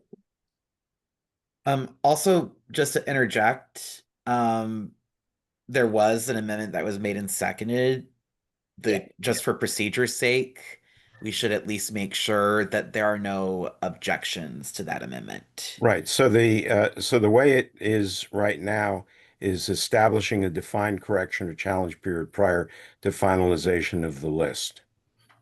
Okay, so let's go with that, and then we'll have a new bullet point right underneath that saying we'll get the language right, but we are allowed. And then you could add a suggestion in a new sentence after that. But let's establish this first, since we have it for a vote. Okay. Are there any objections to this language? Can we object it to add the by community board section? How does that work? Okay, No, so that's sorry. not part of it right now. Yeah, that's not part of it because we voted on just Larry's edit. So any objections to Larry's edit for establishing a defined correction or challenge period to finalization of the list? If you object to that. My objection is that they'll make it 30 days or something like that. That makes it almost impossible for a community board to respond, particularly in the summer months. That's why I took out the word short. I understand, but if we're asking them to set a period, I think we should say no less than 90 days. I'll second Jim's motion. Okay, any objections to that? Yeah, I don't agree with that. I think that, the purpose is fast tracking, and I honestly am like happy with it being very short. I think that's part of the goal of this bill, or not bill, but rule change in the first place. Yeah, but you don't want to, memorialize errors either. Yeah, but having a period to me is good enough. Okay, so Daniel has an objection, and look, I think it's a great objection. I love with the spirit of that objection. I think it's terrific. But I think working with large data sets, 90 days, I think is an incredibly reasonable challenge period. Yeah. Any other objections? Okay. I have a question. Yes. In the period between July and October, the large data set that then they're going to be looking at, is that available to the public at that time? So all of this, all Well, of this that is theoretical. We're trying to craft that world. As of right now, it does not Okay. exist. But the answer is yes, because George did it, and like if George did it, then someone else can do it. Okay, right? that's what I'm saying is that Do it. then technically people would have all that time between July and October, then plus 90 days, right? Yeah. Yeah. Well, we ask here specifically to make the data set public because yes, George is using publicly available information. Anyone can do that, but that is not the official list, correct, George? That is your list based on publicly available information. Absolutely. And in theory, it's the same list that they'll be using, but understand that on June 30th, those data will not be available at that point. It'll be later after they process the data that it'll become available. Okay. And how easy do you think it is to dispute this, like once it comes out? I mean, because I feel like, this is likely not coming out July 1st, and it's probably coming out sometime in that late summer, early fall. And by that point, I think 30 days sounds like plenty. Yes, I will also say a city planning commission commissioner asked the question, how does a community board challenge this? And the Department of City Planning attorney said the community board would have to file an Article 78. So if you want to have a process where you can challenge you have to get them to change the rules. What's an Article 78? Article 78 is a legal process where anyone can challenge a decision made by government as being arbitrary or capricious. It's a very, very high bar. It's a lawsuit. It's a lawsuit. Yes, it is a lawsuit, right? It's it's a lawsuit with a very high bar that you will not win, that will cost a lot of money. Got it. Yeah, I mean, with the amendment that's been proposed, I'd be happy with a defined correction period for community boards. I feel like proposing a set time or no less than 90 days is like I wouldn't want to do that, but yeah. I Okay, so concur with Daniel. Okay, so there's a motion to add a time frame, a seconded motion. So we're gonna just There's also a motion to add community boards. Yeah, I'm moving for that. that was Second. hold on, that was not second. All right, so should we're have gonna voted. I will second that. I will second Okay. Daniel's All right, so we motion. have two but very quick first votes came, in this edit. I think All right, first came the proposal for about community boards. I got you. Okay, adding so we're gonna vote. I got you. So adding a Brendan, date we're gonna or time. yes, Okay. Brendan. Sorry, I see your hand. Could I just be clear on what the language is for this proposed amendment? Well, we have two proposed amendments. Your proposed One amendments, is to one vote. add a time, a Sorry. specified time period, as Jim has suggested, and that we should vote on first. Yeah, we have to vote on. Alejandro. I was just going to say we have to vote on motions and not bring up new motions. Okay. Right. Exactly. So it would be a period of no less than 90 days. All right, before we vote on that, can we try for unanimous consent? Is there any objections? Yes. Yes. Okay, all right, let's vote on it. So it's of no less than 90 days, correct? Yes. Yeah. Okay.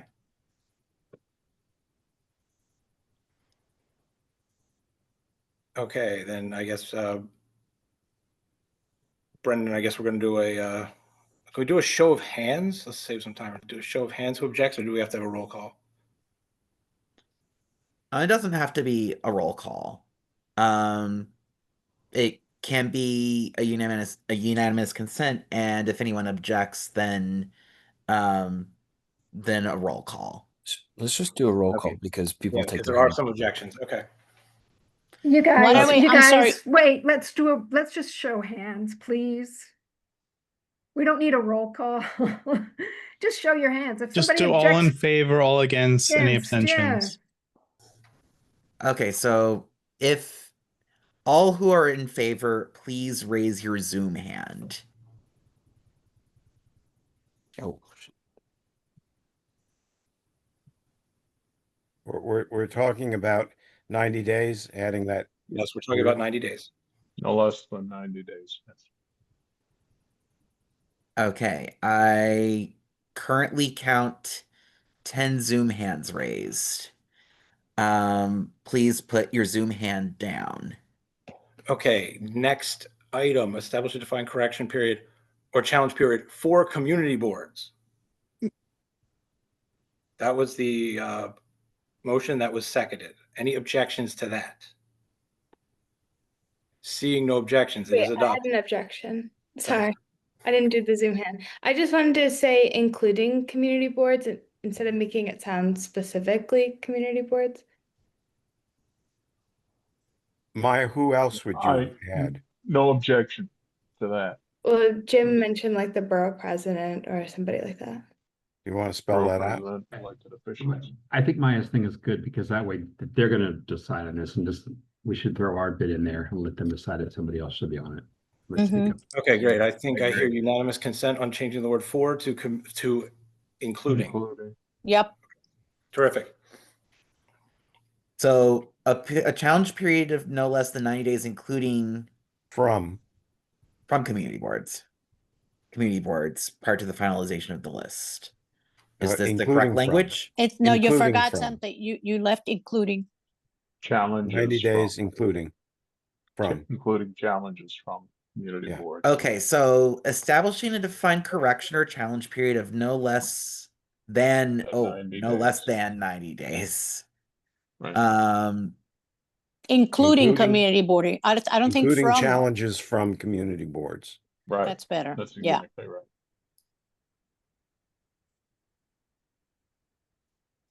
So establishing a Okay. defined correction or challenge period of no less than 90 days, comma, including challenges from community boards, comma, prior to finalization of the list.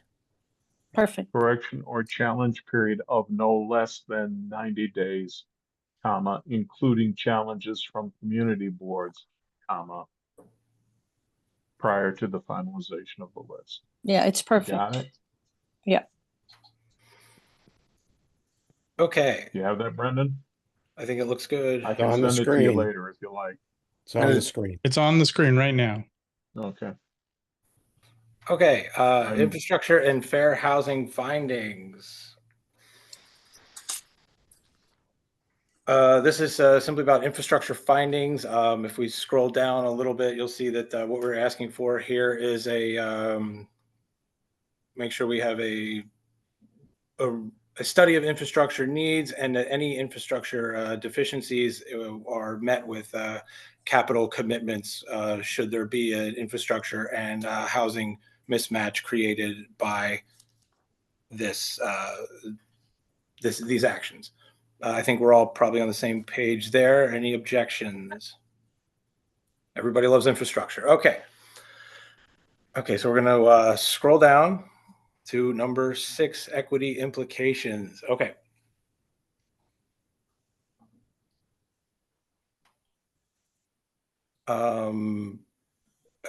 Essentially, in fact, if you don't mind, Alec, I'm going to just ask you to just give us 5 seconds on this one. Yeah, which one are we on? Number So we're on 6. equity implications, Number lowest 6. producing, high opportunity neighborhoods. Number 6. Board encourages periodic public reporting, evaluation, geographic distribution of fast track approvals, monitoring for unintended concentration effects.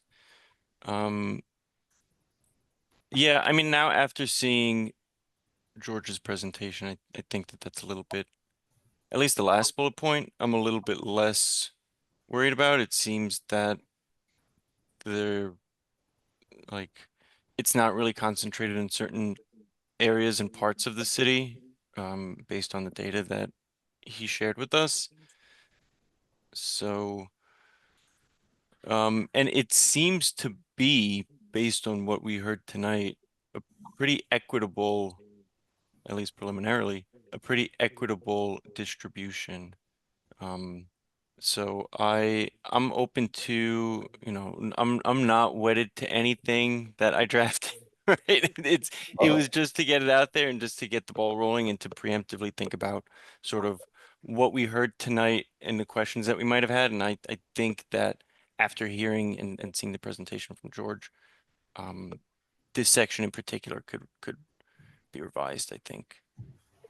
Well, if anyone, no one has a problem with it. I mean, I think we're asking for monitoring for unintended concentration effects, incredibly reasonable, especially over something with a very long time frame, time horizon. If you find out that it's always happening in the same couple neighborhoods, you're probably doing something wrong. So I don't have a problem with leaving this in. Does anyone, Daniel?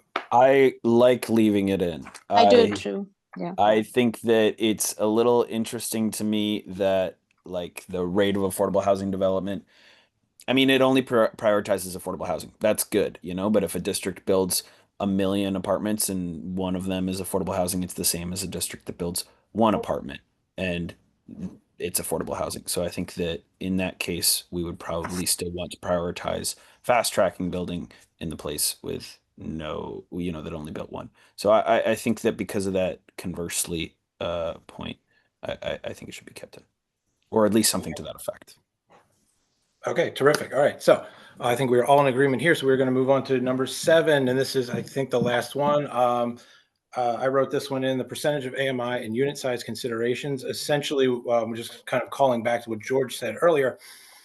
Under the current proposal, all apartments are the same, but we want some weighting so that apartments that are more deeply affordable are weighted more, and apartments that are larger and available for families are weighted more. So we are asking here for perhaps a weighting system so that family-sized apartments or more deeply affordable apartments are given greater weight in the count. 100%. Okay. Any questions or concerns with that? Okay, I think we have now gone through the entire resolution. Do I have a motion? I will make vote. Vote to support. Yeah, Okay, question. I have a question. Sorry. Is this too late or do we have to vote before I can ask the question that I was going to say? Did motion went and this haven't was been seconded, seconded. right? I made the point earlier about the counting taking place at the time, like the apartments that count for this, you know, being allowed to extend until the counting begins, and that was something that I was confused about, and George agreed made no sense, maybe, or was weird, I should say. And we talked about potentially including that in this resolution at that point. That was a long time ago. I do remember that. Okay, so I don't think we actually have a proper motion and second yet. I didn't hear that. Okay. So given that, That's right. do you have language at your fingertips, Daniel? Oof, I don't have language at my fingertips. I really don't. I mean, I could cite what it says in the thing. It says in section 1304 point B subpoint 1 and 2 that the start date and the permit for construction work are issued by the HPD and the DOB respectively. By the time the director of city planning shall determine the list of 12 community districts pursuant to the subdivision of section 197F.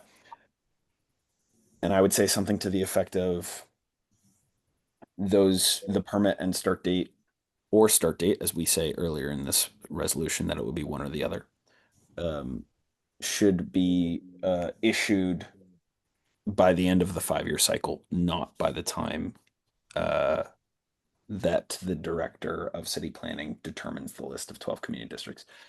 Sorry, guys, that wasn't at my Can you fingertips. say that a little louder, please? Yeah, you fell off there. Sorry. Yeah, the permit or start date should be issued at the end of the 5-year cycle for the affordable dwelling units to count towards the community district's rate of affordable housing development, as opposed to at the time the director of city planning shall determine the list of 12 community districts. It's not great language, guys, but Essentially, you're asking. Essentially, That- we're asking for apples to apples timelines, yeah, as opposed to potentially arbitrary timelines. And I think given the spirit of things, that seems incredibly reasonable. I think we can all, are there any objections to that? Seeing No none. objection. Okay. All right. So I would like to make a motion to vote on this. Second. Seconded by Tanya. Okay. When I call your name, please say whether you're in favor, opposed, abstain, or not entitled. Tanya Arias, In favor. Victoria Benatar, In favor. Daniel Bernstein, Favor. Jim Collins, Aye. Maya Donahue, In favor. Alec Militic, In favor. Rich Mintz, In favor. Larry Shire, In favor.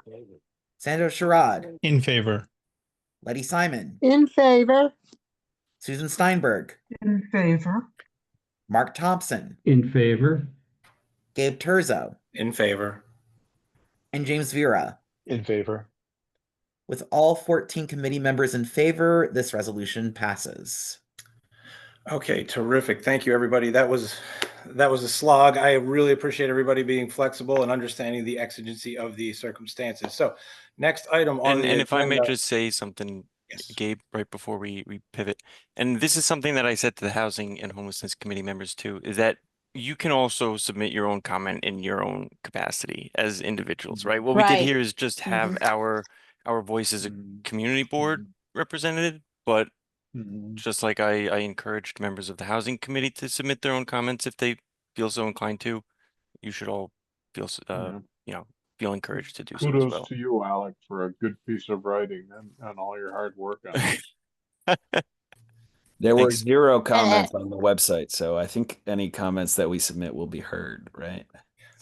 They legally bound to read everything. Okay, next item on the agenda, we're a quick discussion of the Manhattan Plan. So if we do have strong feelings about this, the public comments are actually closed April 6th, so we might have to get creative about that. The Manhattan Plan has been released. A copy of it has been sent to this committee, and not at 5 p.m. It was sent a couple days ago. I will be in my personal capacity writing comments on the Manhattan Plan, but I am curious to see what members of this committee feel. If there are strong feelings, strong objections. If there are not, that is probably okay too. But let's go to the floor. First Tanya and then Sandro. Well, I enjoyed my snow days reading through this monster thing. Again, I'm going to reiterate what I said at the beginning of the meeting. I think that we need to pivot to quality and not just quantity in terms of how we're serving our citizens in New York. I think that, to continually perpetuate a city of renters, it doesn't do anybody any good. And I think that we should definitely make our voices heard, that we want affordable housing, but we want affordable housing that could start creating wealth for the people that need it the most. And I have experiences with HDFCs and Mitchell Lamas, and they really do work. The other thing that concerned me, because basically, guys, more than 50% of New Yorkers are actually rent burdened, and that even includes 40% of people who are in the median income, not just poor people. Everybody's rent burdened in New York. The other thing that really concerned me a lot was what I brought up with George, the elimination of the dwelling unit factor. It really worries me. It concerns me tremendously. I think that that's an opportunity for developers to really, just cut corners, no pun intended.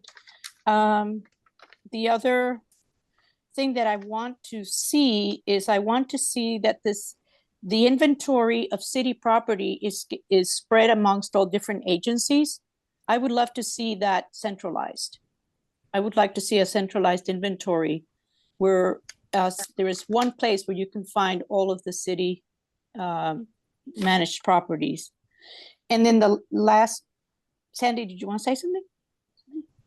No, I heard somebody. And the other thing that concerned me tremendously was the push to timber construction. I thought that timber construction, I don't know why it's coming up at this time and in a city that's so prone to fires and such. A little concerned about that. So those are my 3 thoughts. Okay, thank you, Tanya. Sandro. Yeah, so I know it's a long meeting already, so I'm not going to go into a lot of detail.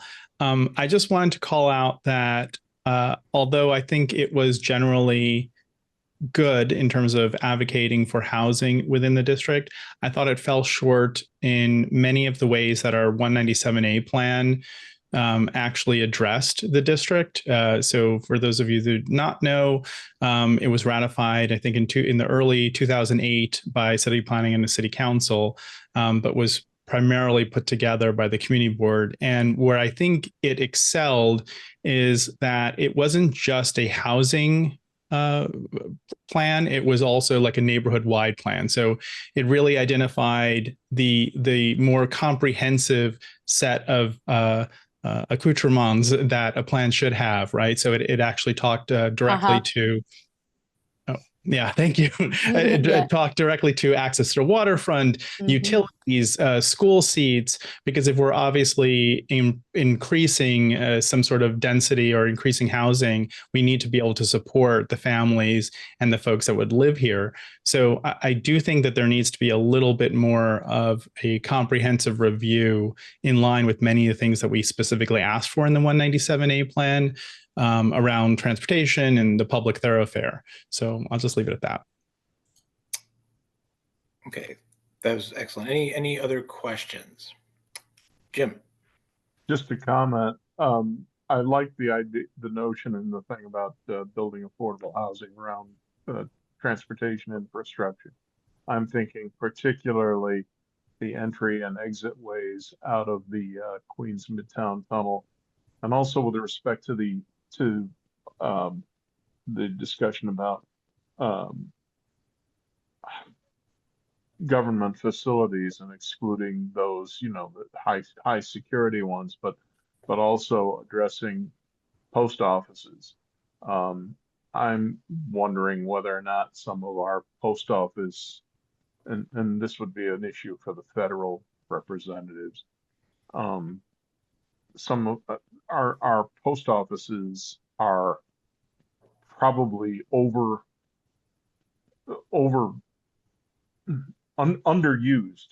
given the changes of technology and what have you.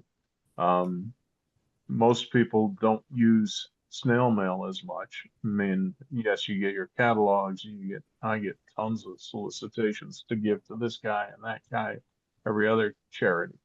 But in terms of building affordable housing, man, the post office there at 56th Street, just south of PJ Clark's Tavern, that would seem to me to be an ideal site for building. I would not, as the plan or as the discussion in the text seem to imply, that should be excluded, and because of disruptions for postal service. You know, I don't know that that's necessarily the true case. I think that, as I say, I think that our post offices at this point in time, given that we're in the second decade of the 21st century, our post offices that were built in the 50s and 60s and 40s are probably overbuilt given the technological developments. So that's something I think that should be considered strongly. I know that 23rd Street, Madison Square, they have those murals that were put up by the WPA in the New Deal, and they're quite nice. They're also quite dirty and need a great cleaning, and they should probably be moved to a museum. And Madison's, they're talking about landmarking that building. I don't know anything besides those murals that is worth landmarking within that space. But c'est la vie. Okay, thank you, Jim. Maya. I had a couple of questions based on what Jim was saying. I first would push back on that nobody uses snail mail. I think you're very much discounting. I use it. Me also. Me too. I do too.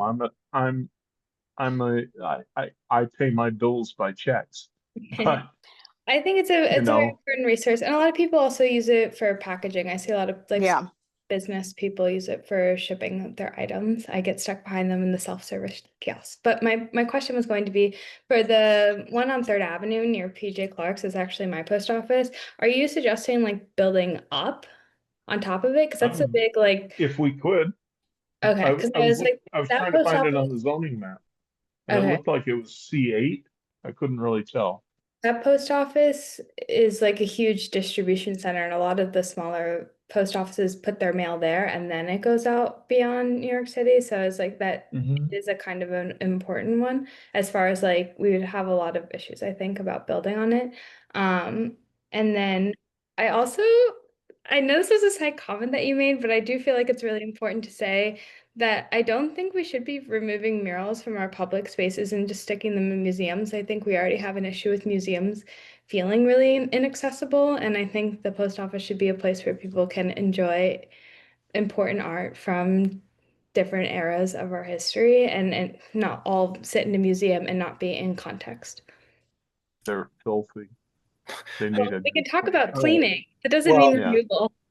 Art everywhere. Okay, Larry. I also want to push back on Jim's notion that the post office should be getting rid of its real estate. The Peter Stuyvesant Station on 14th Street, which is now a Trader Joe's, and a expensive housing development above it, was closed, and I attended the public hearings, and they really didn't have a plan for mail service for the Stuyvesant Town community, which it served. And so it's been fragmented. That facility on Third Avenue mentioned, that's our package facility. And all of our packages have to be driven down from the East 50s to our complex. All of the mail deliveries have to come from 23rd Street, but there still is a retail center, a small one, but it's not located in the postal district 1009. It's in 1003. So it's just a mess. And when you have a problem with deliveries, uh, it's almost impossible to find a person who can track things down. Okay. So that's why I push back. No, absolutely. That makes sense. So I think the real question is, are there strong enough feelings that are unanimously held about the Manhattan Plan that warrant us commenting as a group? I don't think so. I I'm, think, I think I'm- it's well thought out. It's a well thought out I plan. think the transportation centers are probably something that we could agree to, even though we'd annoy a lot of our constituency. The entryway and exit areas of the FDR drive could be overbuilt. I agree. And so I will be in my personal capacity submitting comments, but the feeling I'm getting here tonight is that there's nothing that sort of rises to the level of feeling amongst the committee that we need to comment on this as a body. And I would also just caution a bit of calendar logistics will be required because it closes on April 6th and full board is actually on April 8th. So if we do want to do this, it's going to be a complicated road forward. Daniel. Well, I want to put you on the spot, Gabe. I'm curious what some of your personal comments are on this plan. I mean, I had some thoughts generally. I don't know if they're worth like the committee commenting on because generally they're not too grave or too like massive. But I'd love to hear I know you're saying in your personal capacity, but in your capacity as the chair of the CB6 Land Use Committee, your thoughts on this. So no, thank you. I believe so. The Manhattan Plan pushes for the special. I'm sorry, it talks about the First Avenue corridor. Forget it calls it opportunity corridor or something like that. What I've been thinking about, and with the help of some other people, is that a special purpose district along the First Avenue Life Sciences corridor might be in order because if we're going to have all these new job centers along First Avenue. We're either going to make it easier to build housing near those job centers, or we're going to build the Second Avenue subway in a timely manner, which is never going to happen, or we're going to have a ton of traffic in Community Board 6.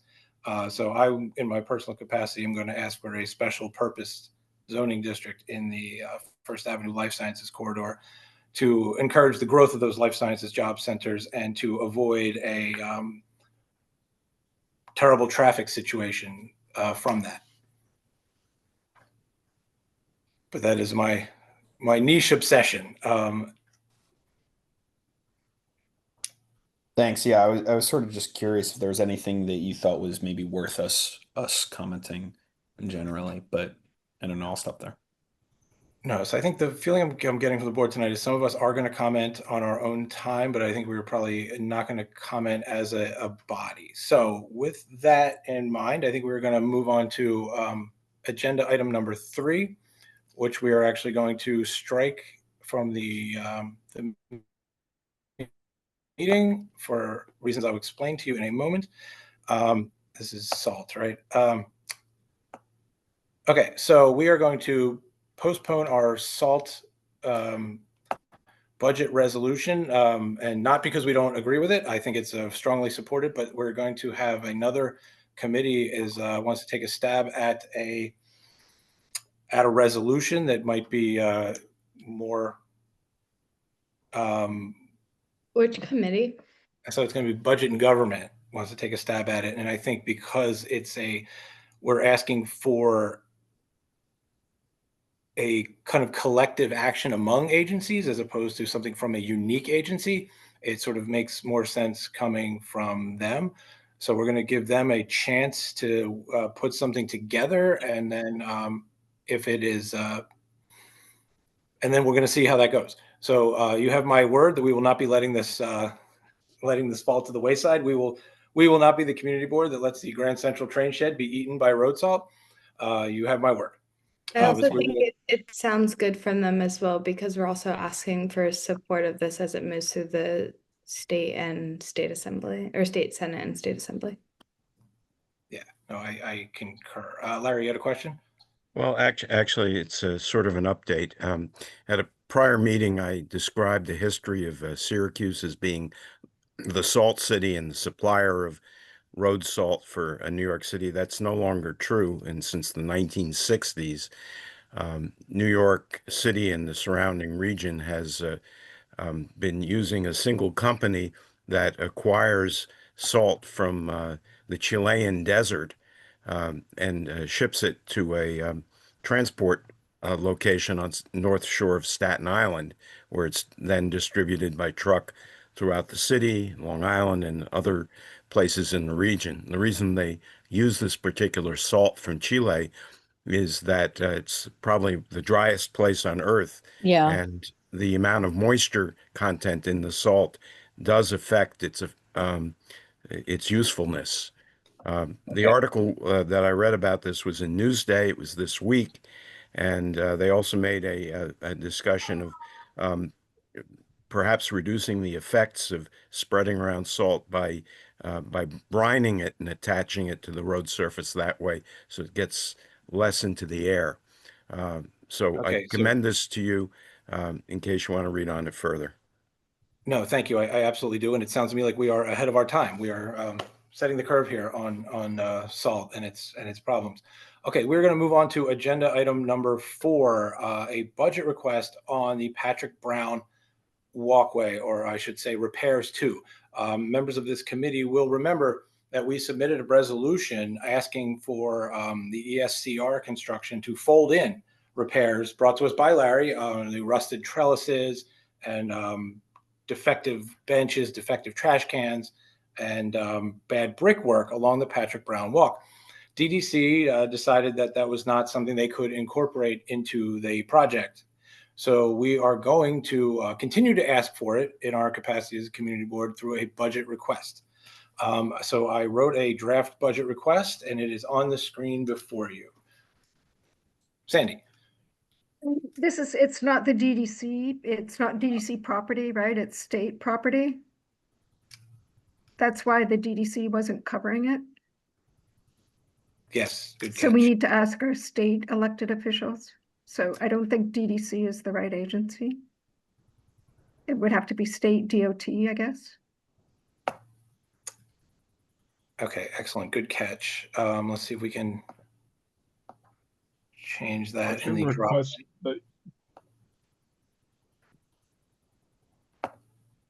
I'm not familiar with budget requests going outside city agencies to a state agency.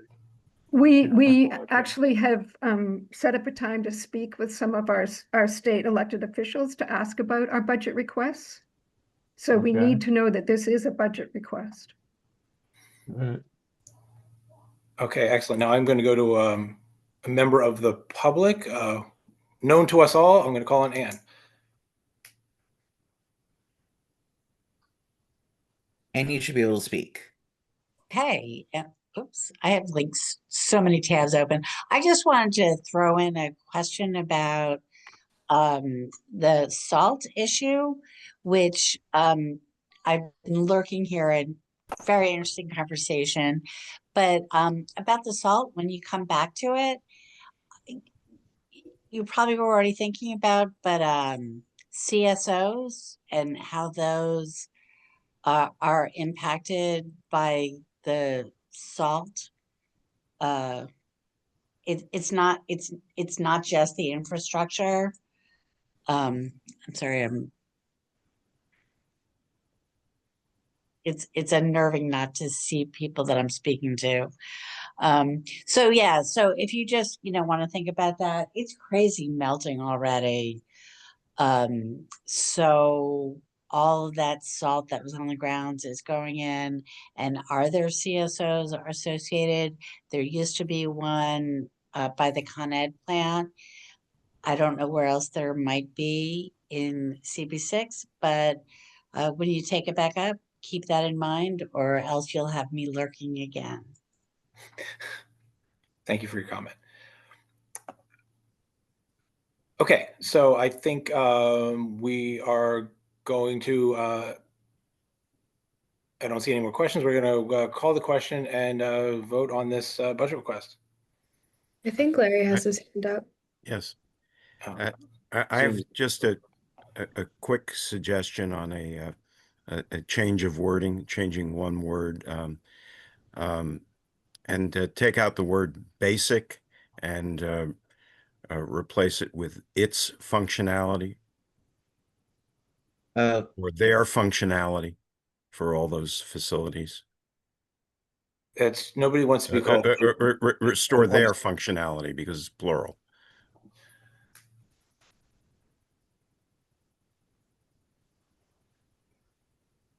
Okay, I think we're all in agreement there. I can call the question. Okay, I second. Second. Okay.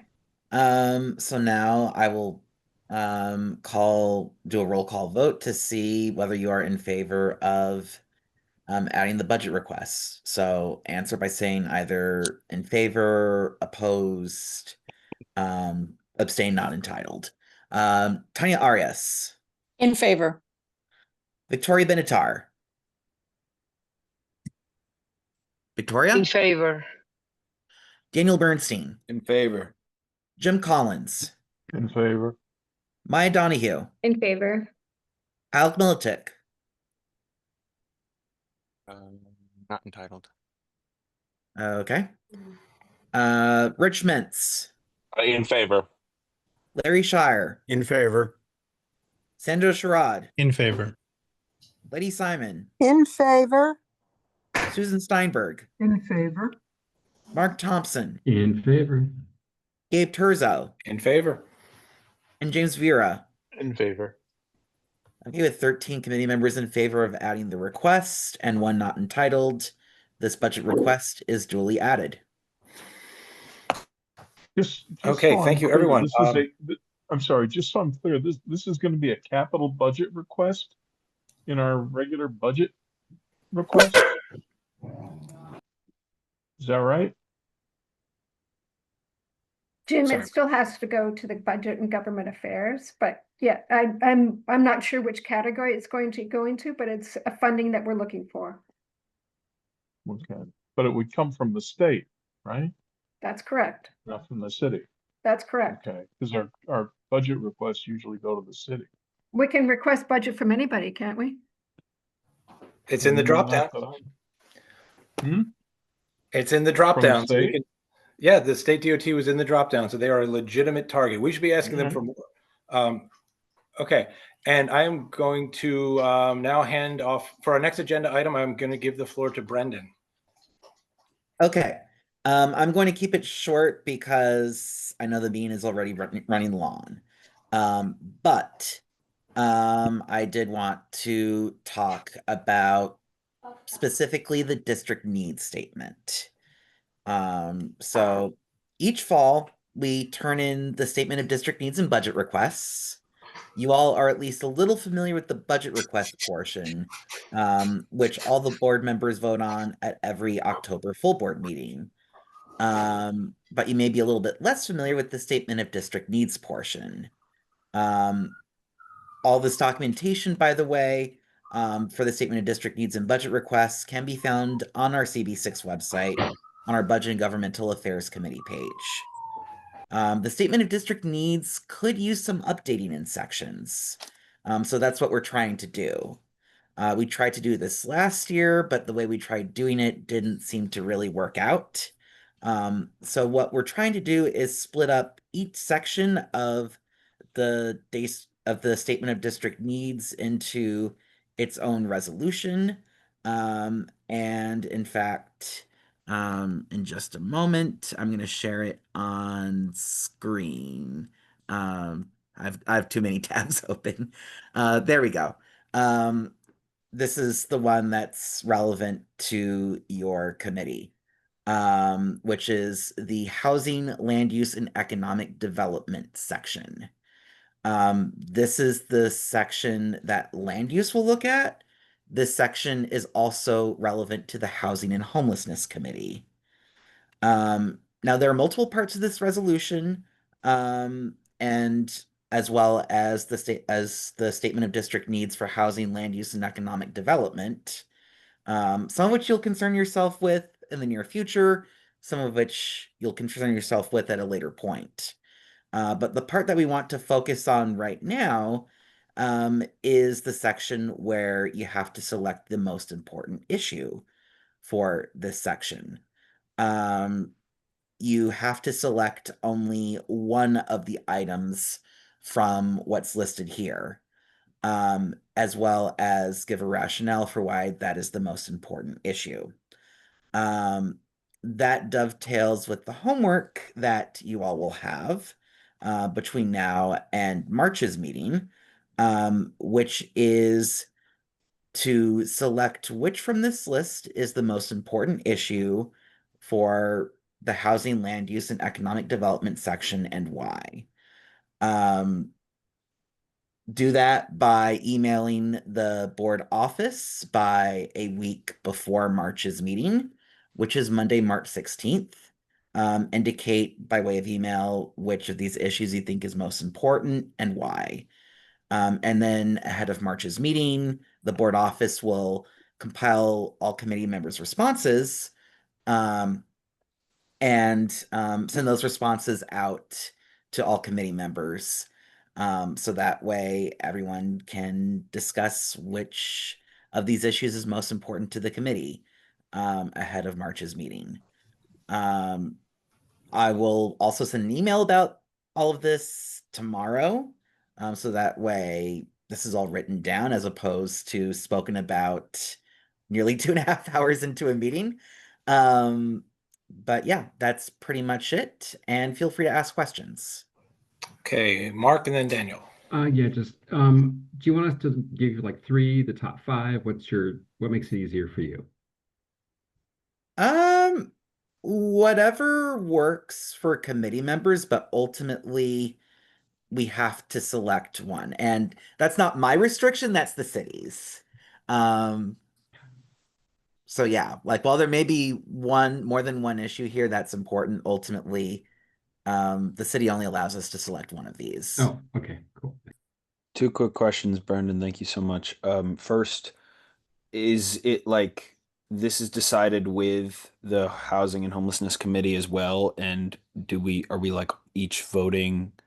Is it sort of like we each vote and between our two committees, and then there's sort of we agree somehow, or there's just an outcome or result of that election? Do we talk about this more?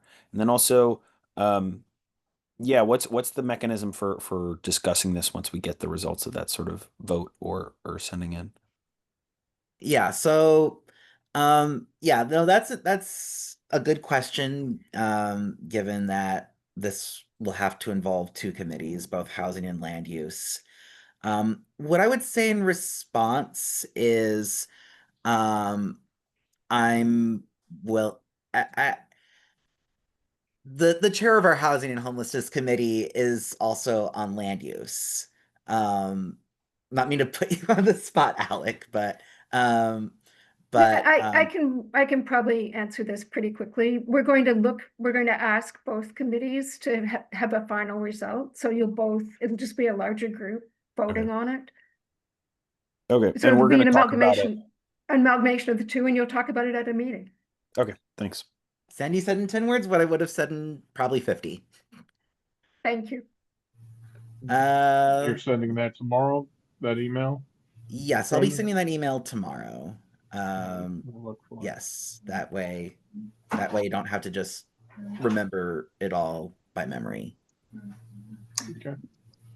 Any other questions? Oh, sorry. Sorry, did I hear a question? Yes, Tanya. Brendan, is it this and only this, the way it's worded?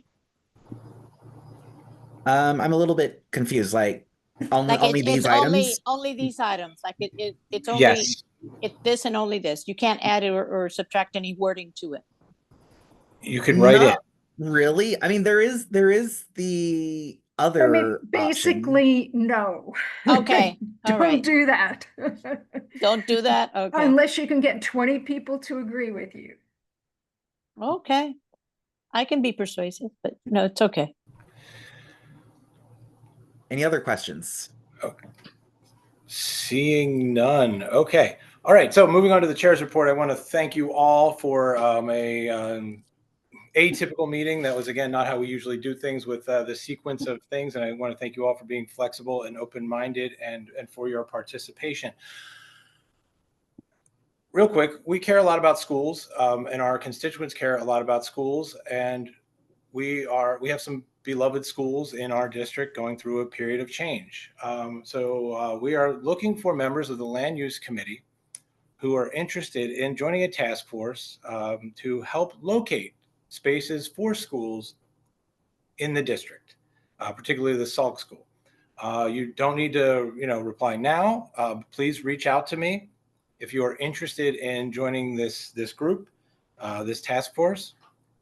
I know this is something that is of interest to several of you, and so feel free to follow up with me if you are interested. And it is 8:55, so do I have a motion to adjourn?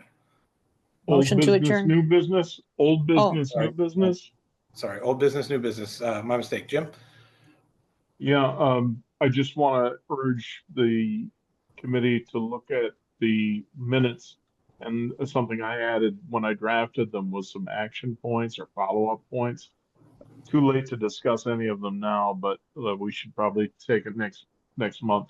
Lots of times when committees do business, they talk about stuff and then it dies, 2 months later, 3 months later. And I would recommend that if we can, we just start keeping a running list of active notions that need to be followed up. And I included them in the minutes for this month, so we can raise them, in the March meeting. I agree. Thanks, Jim. I think that's terrific operational hygiene. So I agree. Operational hygiene. You can use it. You come up Interesting with the phrase. best words. Thank you. Dave. Thank you. That's why you guys keep me around.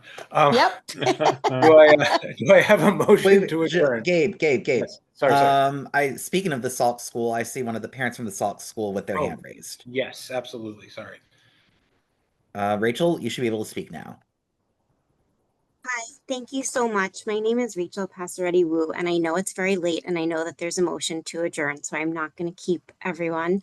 I appreciate very much you forming a task force to help us look for a new school building, and I will say that I would be happy to attend any upcoming meetings to provide any information that would be helpful along those lines, and to just highlight that the Education Committee will be bringing a draft resolution to the full board in March in support of keeping Salk unmerged and hopefully finding a new space for the school within the neighborhood. So I greatly appreciate all of your help in this regard. Thank you. Thank you, Rachel. And I assume the office has your contact information. Yes. Yep. Okay, terrific. Okay. Do I have a second to the motion to adjourn? Second. So, okay, Jim has seconded. The meeting is adjourned at 8:57 p.m. Thank you all. Thank you. Stay safe out Thank there, you. everybody.